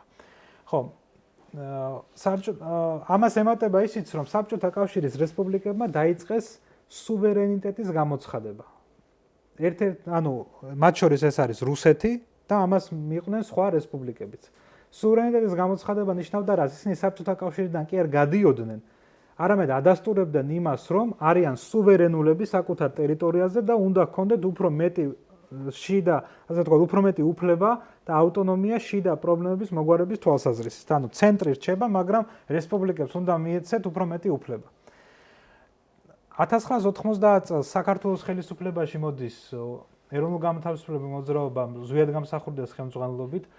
უფრო ადრე ლიეტუვის არჩევნებში იმარჯვებს საიუდისი, ეს არის ოპოზიციური მოძრაობა და თანდათან სხვადასხვა რესპუბლიკაში მოდიან ანტისაბჭოთა ძალები, რაც საბჭოთა კავშირს დაშლის, ასე ვთქვათ, საშიშროების წინაშე დააყენებს, რის გამოც გორბაჩოვი იწყებს ალტერნატიულ პროექტს მოდერნიზებული, განახლებული, უფრო დემოკრატიული საბჭოთა სახელმწიფოს აშენების თვალსაზრისით და იწყებს მუშაობას ახალ სამოკავშირეო ხელშეკრულებაზე, რომლითაც უნდა შეიქმნას უფრო დემოკრატიული სახელმწიფო ფედერაცია აი ამ 15 რესპუბლიკისა.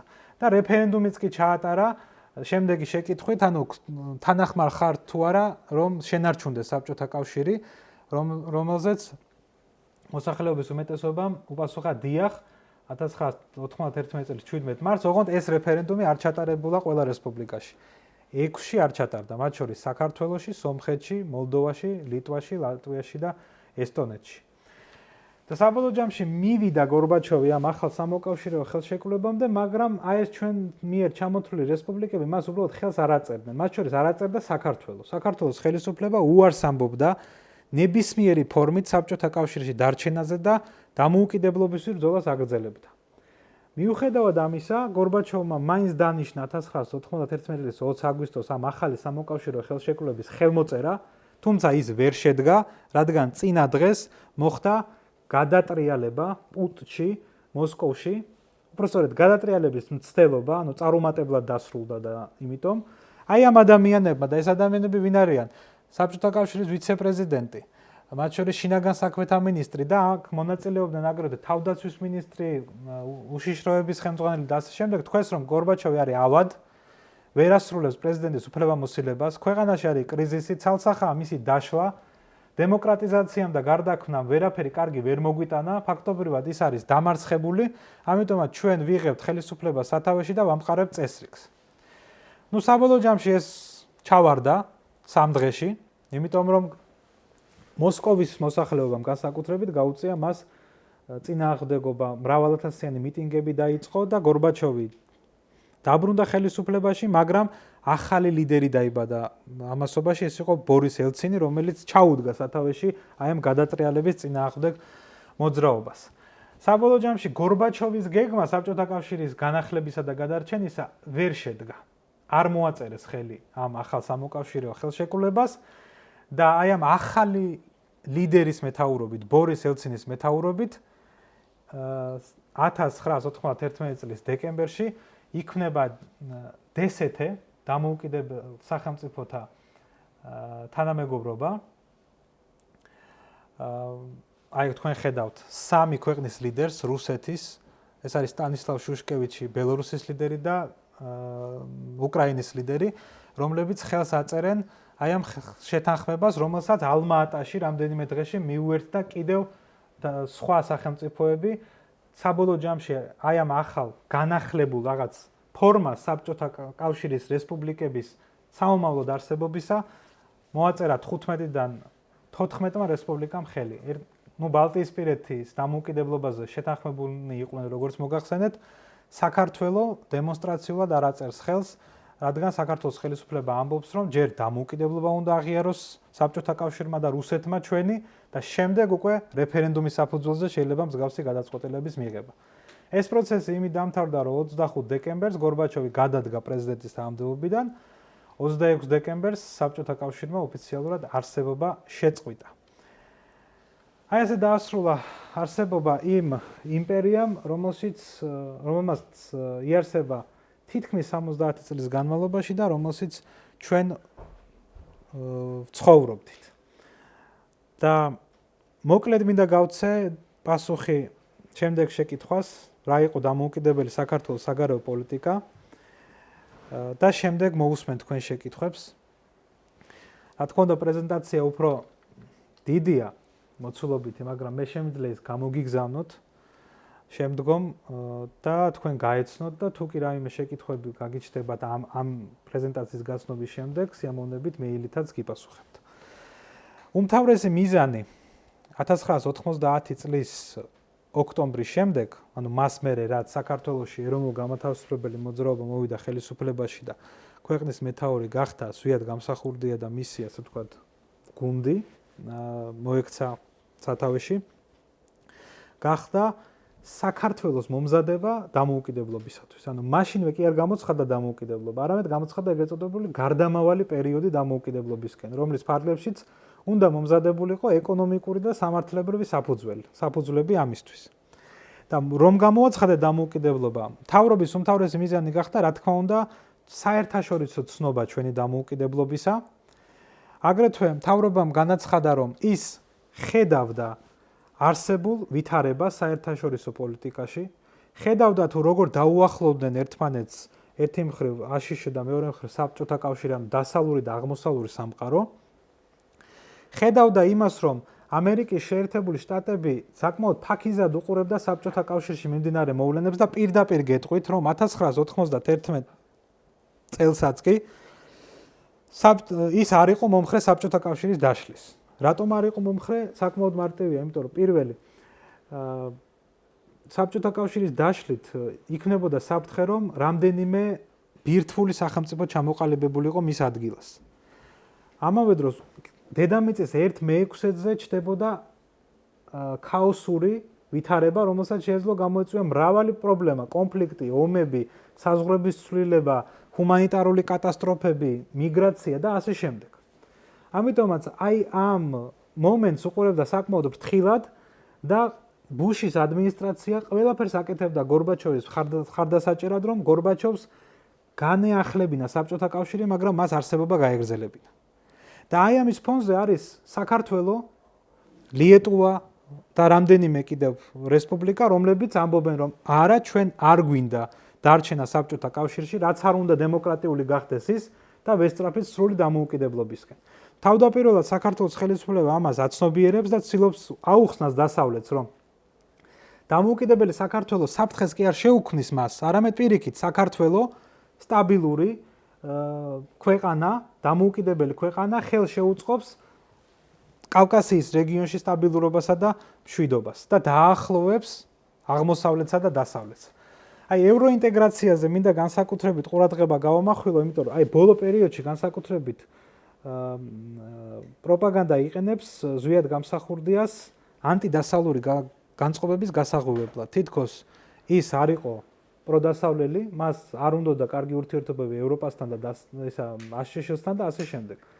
რაც არის ძალიან დიდი სიცრუე, მეგობრებო, იმიტომ რომ დეკლარირებული იყო საქართველოს სწრაფვა ევროპისაგენ, ევროინტეგრაცია და პირდაპირ მაშინდელ დოკუმენტებში, ოფიციალურ მიმართებებში ჩვენ ამას ვკითხულობთ, რომ საქართველო ესწრაფის გლობალური ევროინტეგრაციისკენ და სამწუხაროდ აი აქ კარგად არ ჩანს ტექსტი, მაგრამ შემდეგ გაეცნობით თუ როგორ ხდებოდა ამის დეკლარირება. ერთ-ერთი მთავარი მიმართულება იყო, რა თქმა უნდა, ახალ სამოკავშირო ხელშეკრულების წინააღმდეგ ბრძოლა და საქართველოს დანარჩენ 5 რესპუბლიკასთან ერთად ქმნიდა ალტერნატიულ პლატფორმას, ეგრეთ წოდებული კიშინიოვის ფორუმს, რომ მათ ერთობლივად ებრძოლათ, რომ როგორმე საბჭოთა კავშირისგან გასულიყვნენ და ის არ გადარჩენილიყო და არ გაეგრძელებინა არსებობა. ერთ-ერთი მთავარი მიმართულება არის თურქეთთან მჭიდრო ურთიერთობების დამყარება საქართველოს პირველი ხელისუფლების და აქაც ვკითხულობთ შემდეგ რამეს, რომ თურქეთს ჩვენ ვთვლით ასე ვთქვათ, ევროპაზე გასასვლელ, მივიჩნევთ ევროპაზე გასასვლელ ხიდად და ამიტომაც გვინდა მასთან მჭიდრო ურთიერთობები. თავიდანვე იყო გამოკვეთილი საქართველოს როგორც კავკასიის ცენტრის როლი, ამიტომაც იმჟამინდელი ხელისუფლება ცდილობდა მოლაპარაკებებს როგორც აზერბაიჯანის მთავრობასთან, აგრეთვე სომხეთის ხელისუფლებასთან, რომ ასე ვთქვათ, ყარაბაღის კონფლიქტშიც კი საქართველოს ჩართული იყო როგორც სამშვიდობო მხარე და თბილისი გამხდარიყო ცენტრი აი ამ პრობლემის მოგვარებისა. ეს გახლავთ იმ ქვეყნების სია, რომლებიც აღიარეს საქართველოს პირველი ხელისუფლების მოღვაწეობის პერიოდში და ერთი კითხვა რომელიც არის აუცილებელი და რომელსაც უნდა გავცეთ პასუხი, რა როლი შეასრულა საქართველოს საბჭოთა კავშირის დაშლაში. ძალიან ბევრი მიიჩნევს, რომ ჩვენ მნიშვნელოვანი როლი არ შეგვისრულებია საქართველოს წინააღმდეგობის გარეშეც დაინგრეოდა საბჭოთა კავშირი და სულ ტყუილად დავხარჯეთ უზარმაზარი რესურსი ამისთვის, რაც რა თქმა უნდა არ არის სწორი. ეხლა დღევანდელი საუბარი იყო იმ უამრავი ფაქტორის და არგუმენტის ჩამოთვლა, რამაც საერთო ჯამში გამოიწვია საბჭოთა კავშირის დაშლა. ეს საგარეო, საშინაო, ეკონომიკური და ასე შემდეგ. და მათ შორის ერთ-ერთი უმთავრესი, რამაც საბჭოთა კავშირი დაშალა, ეს იყო მის შიგნით ეროვნულ გამათავისუფლებელი მოძრაობების გაძლიერება და მოკავშირე რესპუბლიკების ხელისუფლებაში მათი მოსვლა, როგორც საქართველოში მოხდა და შემდეგ ეროვნული ხელისუფლებების მიერ წინააღმდეგობის გაწევა საბჭოთა კავშირის განახლებული მოდელის შექმნისათვის. მათ შორის საქართველო იყო ერთ-ერთი მთავარი მებრძოლი და პირველი ხელისუფლება საქართველოსი, რომელიც არაფრის დიდებით არ ეგუებოდა საქართველოს დარჩენა საბჭოთა კავშირის შემადგენლობაში, რაც გახდა იმის მიზეზი, მეგობრებო, რომ ჩვენ იმ მომენტში ვერ მივიღეთ სათანადო მხარდაჭერა დასავლეთისგან, კერძოდ უპირველეს ყოვლისა ამერიკის შეერთებული შტატებისგან. რატომ? იმიტომ რომ ფაქტობრივად ეს ჩვენი სწრაფო დამოუკიდებლობისკენ გარკვეულწილად შეეჯახა დიდი სახელმწიფოების სურვილს, რომ შვიდობიანად მომხდარიყო პროცესების განვითარება და საბჭოთა კავშირის დემოკრატიული ფორმით გაეგრძელებინა არსებობა. ამიტომაც ვიმეორებ, ჩვენ არ ვამბობ, რომ ყველაზე მნიშვნელოვანი, მაგრამ საკმაოდ მნიშვნელოვანი წვლილი შევიტანეთ საბჭოთა კავშირის დაშლის პროცესში. საქართველო იყო ერთ-ერთი სიმბოლო საბჭოთა კავშირის წინააღმდეგ ბრძოლისა. აი როგორ განვითარდა, ბოლოს ამას მივაქცევ ყურადღებას და მორჩები საქართველოს აშშ-ის ურთიერთობები, აშშ საკმაოდ ყურადღებით აკვირდებოდა აქ განვითარებულ მოვლენებს, მაგალითად, როდესაც ეროვნული ხელისუფლება მოვიდა ქვეყნის სათავეში ამერიკის შეერთებული შტატების, ანუ კაპიტოლიუმის თავზე ამის საპატივცემლოდ, აქ წერია, რომ ზვიად გამსახურდია საქართველოს პრეზიდენტად არჩევის საპატივცემლოდ აღიმართა დროშა. საქართველოში შემოსული იყო რიჩარდ ნიქსონიც, ეს საკმაოდ ცნობილი პრეზიდენტი შეერთებული შტატებისა. იყო შეხვედრები ბეიკერსა და გამსახურდიას შორის და ერთ მომენტზე მინდა გავამახვილო ყურადღება, რომელსაც ხშირად ასახელებენ ხოლმე არგუმენტად იმის დასამტკიცებლად ჭყალებში თითქოს ასე ვთქვათ 1991-92 წლის გადატრიალებაში, რომელმაც დაამხო პირველი ხელისუფლება, მონაწილეობდა ამერიკის შეერთებული შტატები, ეს ასე არ არის. საქართველოში გადატრიალებისა და სამოქალაქო დაპირისპირების ხელშემწყობი გახდა, რა თქმა უნდა, საბჭოთა კავშირი და მისი ადგილმონაცვლე რუსეთი, თუმცა და ამერიკისგან ჩვენ ვერ მივიღეთ იმ პერიოდში დახმარება. რატომ? იმიტომ რომ პირველი ის არგუმენტი, რაც უკვე გითხარით, საქართველოს სწრაფვა დამოუკიდებლობისკენ და მეორე აგრეთვე ძალიან დიდი პროპაგანდა და დეზინფორმაცია, რასაც რუსეთი ეწეოდა დასავლეთში, ჩვენ ფანში ფაქტობრივად ვიყავით საინფორმაციო იზოლაციაში, ჩვენ ვერ ვუპირისპირებდით იმ ინფორმაციას, იმ ნარატივს, ქმედით, ასე ვთქვათ, ნაბიჯებს, რასაც აწვდიდა მათ რუსეთის მედია და რუსეთის, ასე ვთქვათ, სპეცსამსახურები. ამიტომაც გარკვეულ პერიოდში საკმაოდ უხერხული მომენტები შეიქმნა და ამას ჰქონდა თავისი მიზეზები. მაგალითად, 1991 წლის 1 აგვისტოს ჯორჯ ბუში გამოვიდა უკრაინის საკანონმდებლო ორგანოს წინაშე და თქვა პირდაპირ, რომ უკრაინელებს მოუწოდა პირველ რიგში, რომ თქვენ არ უნდა იბრძოლოთ დამოუკიდებლობისათვის და უნდა ითანამშრომლოთ გორბაჩოვთან, რომ საბჭოთა კავშირმა გააგრძელოს არსებობა და თქვენ იყოთ საბჭოთა კავშირის შემადგენლობაში. მაშინვე მედიამ ეს გამოსვლა შეაფასა როგორც კიევური კოტლეტი, ასე დაარქვეს ამ გამოსვლას ამერიკის პრეზიდენტისა და ძალიან ბევრი ექსპერტი ამ გამოსვლას მიიჩნევს ამერიკის შეერთებული შტატების ისტორიაში, პრეზიდენტების ისტორიაში ყველაზე სამარცხვინო გამოსვლად. როდესაც მან თავისუფლების სიმბოლო ხომ არის ამერიკის შეერთებული შტატები. ასეთი ქვეყნის პრეზიდენტმა ფაქტობრივად დამოუკიდებლობისთვის მებრძოლ ხალხებს უთხრა, რომ აღარ შეეწყვიტათ ეს პროცესი და ეთანამშრომლად გორბაჩოვთან. უფრო მეცაც გეტყვით, ძალიან გააკრიტიკეს უკრაინის ეროვნული მოძრაობის ლიდერებმა ბუში და მასთან ერთობლივ პრესკონფერენციაზეც უარი თქვეს იმ მომენტში. ამას რეაქცია მოყვა საქართველოშიც, საქართველოს მთავრობა მიიღო მიმართვა, ასე ვთქვათ, ფაქტობრივად საპროტესტო ბუშის ამ განცხადებისადმი. ჩვენ მივდივართ შემდეგ იმ განცხადებამდე, როდესაც ბუშმა 91 წლის აგვისტოს საქართველოს პრეზიდენტის ზვიადგამსახურდიის შესახებ თქვა, რომ ის დინების წინააღმდეგ მიდის და ასე ვთქვათ, საკმაოდ უხერხული განცხადება იყო ეს ჩვენს ურთიერთობებში. Mr. President, just now on CNN's air, the president of Georgia said that this was all a plot inspired by Gorbachev himself.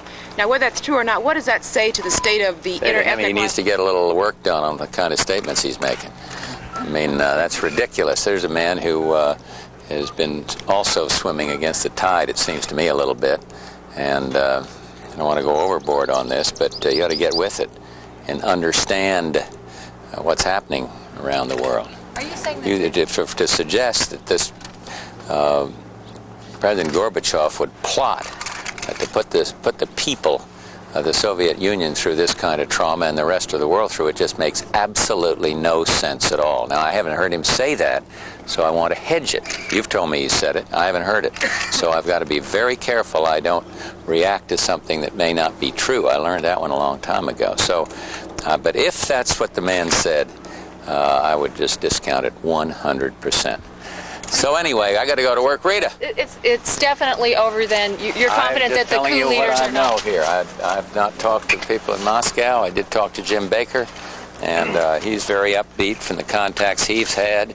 He had a long talk with Yakovlev a few minutes ago, who is confident that it's over. But it's not up to us to decree whether it's over or not. I'm telling you what. ხო, ეხლა ამ განცხადების კარგად გაგებას უნდა საკმაოდ დიდი კონტექსტის ახსნა, თუ რას მოყვა ეს განცხადება. ეს არის 91 წლის აგვისტოში მოსკოვში მომხდარი გადატრიალების დღეებში. ზვიადგამსახურდიამ განაცხადა, რომ გორბაჩოვი გადატრიალების მეთაურებთან თანამშრომლობდა და სწორედ ამას მოყვა ბუშის ეს განცხადება. ამას ცოტა დრო დასჭირდება, რომ დეტალურად დავხსნათ, მაგრამ თავარი ჩვენთვის გასაგებია. კიდევ ერთი საინტერესო მომენტი არის 1991 წლის 25 დეკემბერი, როდესაც შეერთებულმა შტატებმა ჩვენ ოფიციალურად გვცნო ეს ის დღეა, როდესაც გორბაჩოვი გადადგა პრეზიდენტის თანამდებობიდან.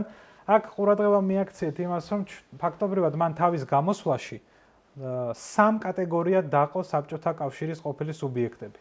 პირველად მან მოიხსენია რუსეთის ფედერაცია და თქვა, რომ ის პატივს სცემს დემოკრატიულ რუსეთს და ამავე დროს მიესალმება იმას, რომ საბჭოთა კავშირის ადგილი გაეროს უშიშროების საბჭოში დაიკავოს რუსეთმა.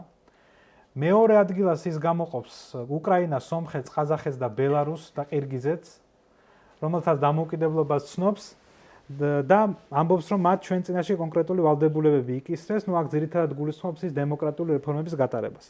მესამე კატეგორიაში მან ჩვენც დაგვასახელა, მათ შორის მოლდოვის, თურქმენეთის, აზერბაიჯანის, ტაჯიკეთის, საქართველოს და უზბეკეთის დამოუკიდებლობის ცნობა და აქ ამბობს ბუში შემდეგ რამეს, მათთან დიპლომატიურ ურთიერთობებს დავამყარებთ მას შემდეგ, როდესაც დავრწმუნდებით, რომ საკუთარ თავზე აიღებენ ვალდებულებებს უსაფრთხოების პოლიტიკის და დემოკრატიული პრინციპების პასუხისმგებლობაზე. შეიძლება ცოტა შემეშალა ისეთი, ასე ვთქვათ, გაბნეული ტექსტით არის აქ მოცემული. აი ამ დღიდან იწყება ფაქტობრივად საქართველოს აშშ-ის ურთიერთობები. კიდევ ერთი მომენტი გახლავთ. უბრალოდ ბევრი ასეთი მომენტი იყო 91 წელს ამერიკული დელეგაციის ჩამოსვლის, უბრალოდ რომ შევაჯამოთ, მინდა გითხრათ, რომ საქართველოს პირველი ხელისუფლება ნამდვილად იყო პროდასავლური. მისი მეთაური ყველაფერს თავი დავანებოთ, ბავშვობიდანვე იზრდებოდა დასავლური ფასეულობებით, საერთოდ დასავლური ენების სპეციალისტი იყო, ამერიკელ პოეტებს თარგმნიდა, საკმაოდ ახლოს იყო მისთვის დასავლური, კერძოდ ამერიკული ცხოვრების წესი და ის ამერიკის შეერთებულ შტატებს მიიჩნევდა უმთავრეს ასე ვთქვათ სახელმწიფოდ თავისუფლების სიმბოლოდ, რომელსაც შეეძლო საბჭოთა კავშირის ხალხების ასე ვთქვათ დამოუკიდებლობისკენ სწრაფის მხარდაჭერა. ვიმეორებ, მაშინ ჩვენ უბრალოდ სათანადო დახმარება ვერ მიიღეთ დასავლეთისგან, რადგან აი ისეთი საერთაშორისო ვითარება იყო, როგორზეც ჩვენ ვისაუბრეთ. იმ დროს ჩვენი, ასე ვთქვათ, და მათი პოლიტიკა ერთმანეთს არ დაემთხვა. და ასე ვთქვათ, შორეულ პერსპექტივაში შეიძლება ითქვას, რომ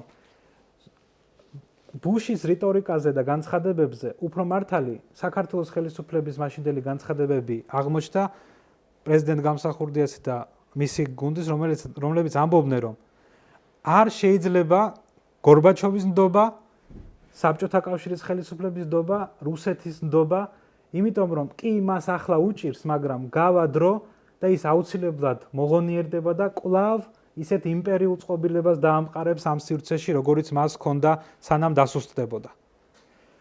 წლები გავიდა და ხედავთ დღეს რომ ეს მართალი აღმოჩნდა.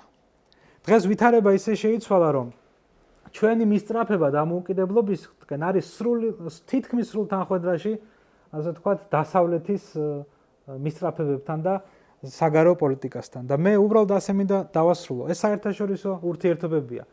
საერთაშორისო პოლიტიკა.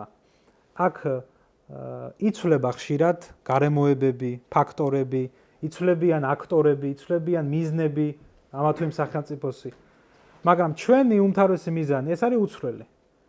რომ ვიბრძოლოთ დამოუკიდებლობისთვის, შევინარჩუნოთ დამოუკიდებლობა, შევინარჩუნოთ სახელმწიფოებრიობა და რა თქმა უნდა, ამ სახელმწიფოებრიობის დამოუკიდებლობის უმთავრეს გარანტად და ჩვენს უმთავრეს პარტნიორად საუკუნეების განმავლობაში ყოველთვის მიგვაჩნდა დასავლეთი და დღემდე ასე რჩება და მე დარწმუნებული ვარ, რაც არ უნდა მოხდეს, როგორც არ უნდა შეიცვალოს საგარეო თუ საშინაო პოლიტიკა, ჩვენ ყოველთვის ვიქნებით დასავლური ცივილიზაციური არეალის, ცივილიზაციური სივრცის ნაწილი და მართალია, ბევრი პრობლემაა ჩვენთანაც და მსოფლიოშიც, თქვენ ხედავთ ამას. მაგრამ დარწმუნებული ვარ, რომ ის მიზნები აღსრულებადია, ის გეგმები შესრულებადია, რაც ჩვენ გვაქვს განსაკუთრებით თქვენს თაობას. არც მე დავაბადებული ვარ საბჭოთა პერიოდში, 95 წელს დავიბადე, როდესაც აი ეს პერიპეტიები ყველაფერი დამთავრებული იყო. თქვენ მით უმეტეს ჩემზე ბევრად ახალგაზრდები ხართ და დარწმუნებული ვარ, რომ ისეთ საქართველოს მივაღწევთ, აი რომელიც თქვენ გინდათ. დიდი მადლობა. თქვენ შეკითხვებს უპასუხებ დიდი სიამოვნებით. კი ბატონო, სანამ თქვენ შეკითხვას გავცემ პასუხს, ვიტყვი რომ ძალიან ბევრი რამის გამოტოვება მომიწია ფაქტობრივად, ისედაც უზარმაზარია, ასე ვთქვათ, დრო დააგაკარგვინეთ და მე მგონი გადაგღალეთ, ამიტომაც შეკითხვებით ავანაზღაურებ ამ ყველაფერს. დიახ, გისმენთ. კარგად ვიცით, რომ ამერიკა და საბჭოთა კავშირი ყოველთვის ცივომში იყვნენ და თავგობანას თამაშობენ, რომ აი რომელი აჯობებს ერთმანეთს რა და როდესაც საბჭოთა კავშირი ავღანეთთან ჰქონდა ომი საბჭოთა კავშირს. ამ დროს მე გავიგე, რომ ამერიკამ მიაწოდა ავღანეთის მოქალაქეებს, მებრძოლებს სამხედრო ტექნიკა, ანტისაჰაერო სისტემები და ასე შემდეგ, რომლებმაც ძალიან დიდი გავლენა მოახდინეს რუსეთის ტექნიკის დანაკარგებზე, როგორც იყო ბევრი შვეულმფრენი, ბევრი ტანკი და ასე შემდეგ. და რატომ არ გადაიზარდა ეს ცივი ომი უფრო დიდ გაღვივებულ კონფლიქტად, იმიტომ რომ ეს ფაქტურად თავის მტერს აძლევდა, ეხმარებოდა რა ამერიკა ფაქტურად ავღანეთს და ესენი ჯერ კიდევ ცივ ომში იყვნენ, არ იყვნენ ისეთ ომში, რომ ერთმანეთისთვის დაებომბათ ან რაიმე ეგეთი მომხდარებოდა. რაიმე უთხრა თუ არა საბჭოთა კავშირმა ამისთვის ამერიკას? ეს არის ცივი ომის კლასიკური მაგალითი, რაც ხდებოდა ავღანეთში, რაც ხდებოდა მანამდე ვიეტნამში, რაც ხდებოდა მსოფლიოს სხვადასხვა წერტილში. ამოსავალი, პასუხი ამ შეკითხვაზე არის ის, თუ რატომ უწოდებთ ამ კონფლიქტს ცივ ომს. ცივი ომი არის იმიტომ, რომ ამ ორ დიდ ძალას შორის კონფლიქტი ცხელ ფაზაში ანუ პირდაპირ სამხედრო კონფრონტაციაში არ გადაზრდილა, რისი, ასე თქვა, თავარი მიზეზი გახლავთ 1940-იან წლებში, სწორედ ატომური იარაღის გამოგონება. ანუ ორივე ძალა ფლობდა ისეთ იარაღს, რომლის გამოყენების შემთხვევაში ორივე სახელმწიფოს ექნებოდა გამანადგურებელი საფრთხე. ამიტომაც ისინი სხვადასხვა კონტინენტზე, სხვადასხვა ქვეყნებში ებრძოდნენ ერთმანეთს გავლენისთვის. აი მაგალითად, ავღანეთის საბჭოთა კავშირს უნდოდა საკუთარი გავლენის სფეროს ნაწილად რამდენიმე მიზეზით. ჯერ ერთი ძალიან დიდი ძალიან მნიშვნელოვანი გეოპოლიტიკური მდებარეობა აქვს. აქ არის ირანი, აქ არის პაკისტანი, ინდოეთზე გასვლა, აქ არის ჩინეთი, აქ არის შუა აზია. ამას ემატებოდა ისიც, რომ ეს ავღანეთში სამხედრო ინტერვენცია მოხდა მას მერე, რაც ირანში მოხდა ისლამური რევოლუცია და ახლო აღმოსავლეთში გაჩნდა სერიოზული საფრთხე პოლიტიკური ისლამის გავრცელების და ისლამის რადიკალიზაციის. და ეს საბჭოთა კავშირისთვისაც იყო საფრთხე, იმიტომ რომ მას შუა აზიაში ყავდა მუსლიმური რესპუბლიკები, თურქმენეთი, უზბეკეთი, ტაჯიკეთი და ასე შემდეგ. აი, საკუთარი გავლენის გავრცელებისთვის იბრძვის ავღანეთი, მაშინ როდესაც შეერთებული შტატები მას პირდაპირ ომს ვერ უცხადებს, ვერ ებრძვის, მაგრამ სამაგიეროდ შეერთებულ შტატებს არ სურს დაუშვას საბჭოთა კავშირის იქ, ასე ვთქვათ, ფეხის მოკიდება და ირიბად ცდილობს მასთან ომს და მის დასუსტებას. და ჩვენ ისიც თქვით, რომ ავღანეთის ომმა დიდი დანაკარგები მოუტანა საბჭოთა კავშირს, გამოაჩინა საბჭოთა კავშირის სისუსტე, მიუხედავად იმისა, რომ ის იყო მსოფლიოს ორ უძლიერეს სახელმწიფოდაგან ერთ-ერთი და ძალიან დიდი როლი შეასრულა საბჭოთა კავშირის დაშლაში. აი ასე ებრძოდნენ ისინი ერთმანეთს. რაც შეეხება განცხადებებს, საპროტესტო განცხადებები სულ იყო. მთელი ცივი ომის განმავლობაში ეს ორი ზე სახელმწიფო ერთმანეთს ადანაშაულებდა ერთმანეთის საწინააღმდეგო მოქმედებებში. მაგალითად, აფრიკის რომელიღაც ქვეყანაში რომ მოხდებოდა გადატრიალება და იქ მოვიდოდა პროამერიკული მთავრობა, რა ვიცი, შეგვიძლია გავიხსენოთ ძალიან ბევრი ასეთი. საბჭოთა კავშირი, რა თქმა უნდა, ამ გადატრიალებას დაგმობდა და იტყოდა, რომ აქ ურევია ამერიკის ხელი. ისე როგორც პირიქით. აი მაგალითად, ეთიოპიაში რომ ის მოვიდა მენგისტუ, აფრიკელ სტალინად წოდებული, ის ფაქტობრივად საბჭოთა კავშირის მომხრე გახდა და საბჭოთა გავლენა გავრცელდა ეთიოპიაზე და ამას გმობდნენ ამ გადატრიალებას და მის რეჟიმს დასავლეთში და ასე შემდეგ და ასე შემდეგ. აი ასე ირიბად ებრძოდნენ ერთმანეთს, იმიტომ რომ პირდაპირ დარტყმა უკიდურეს კატასტროფას გამოიწვევდა. ამიტომაც არის ეს ცივი ომი, ირიბი ომი, ასე ვთქვათ. კიდევ? დიახ. აი, ჩვენ საუბრობთ, რომ პირველი საქართველოს ხარობა ძალიან გადასავლად იყო მართული და თქვენ ეს როგორ გაგრძელდებოდა საქართველოს მომავალი ისტორია, დღევანდელი დღე, რომ არ მოხდა პიტოვანის და იერუსალიმის საქართველოს. ხო, საერთოდ ისტორიკოსმა არ უნდა თქვას ასე მოხდებოდა ან ისე მოხდებოდა.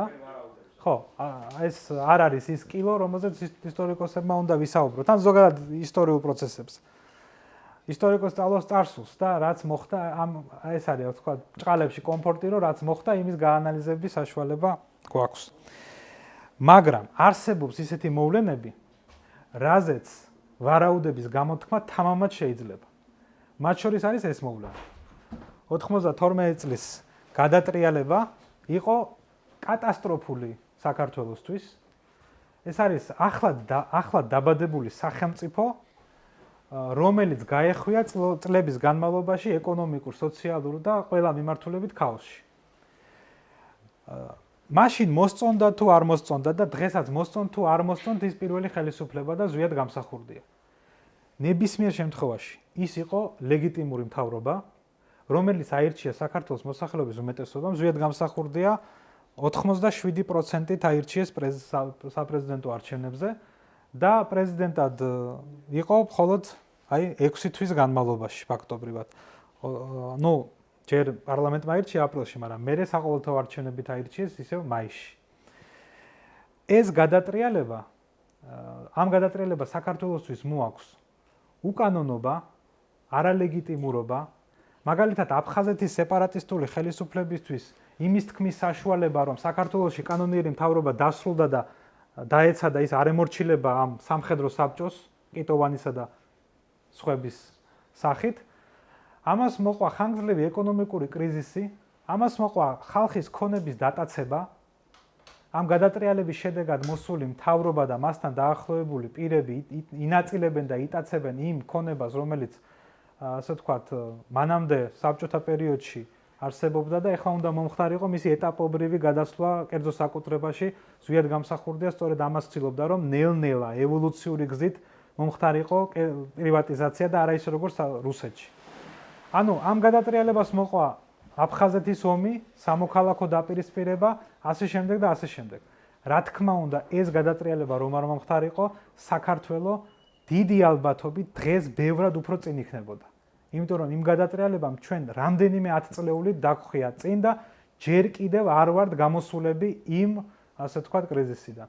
უფრო მეცაც გეტყვით, იმ გადატრიალების რამდენიმე ორგანიზატორი და მეთაური დღესაც პოლიტიკაშია.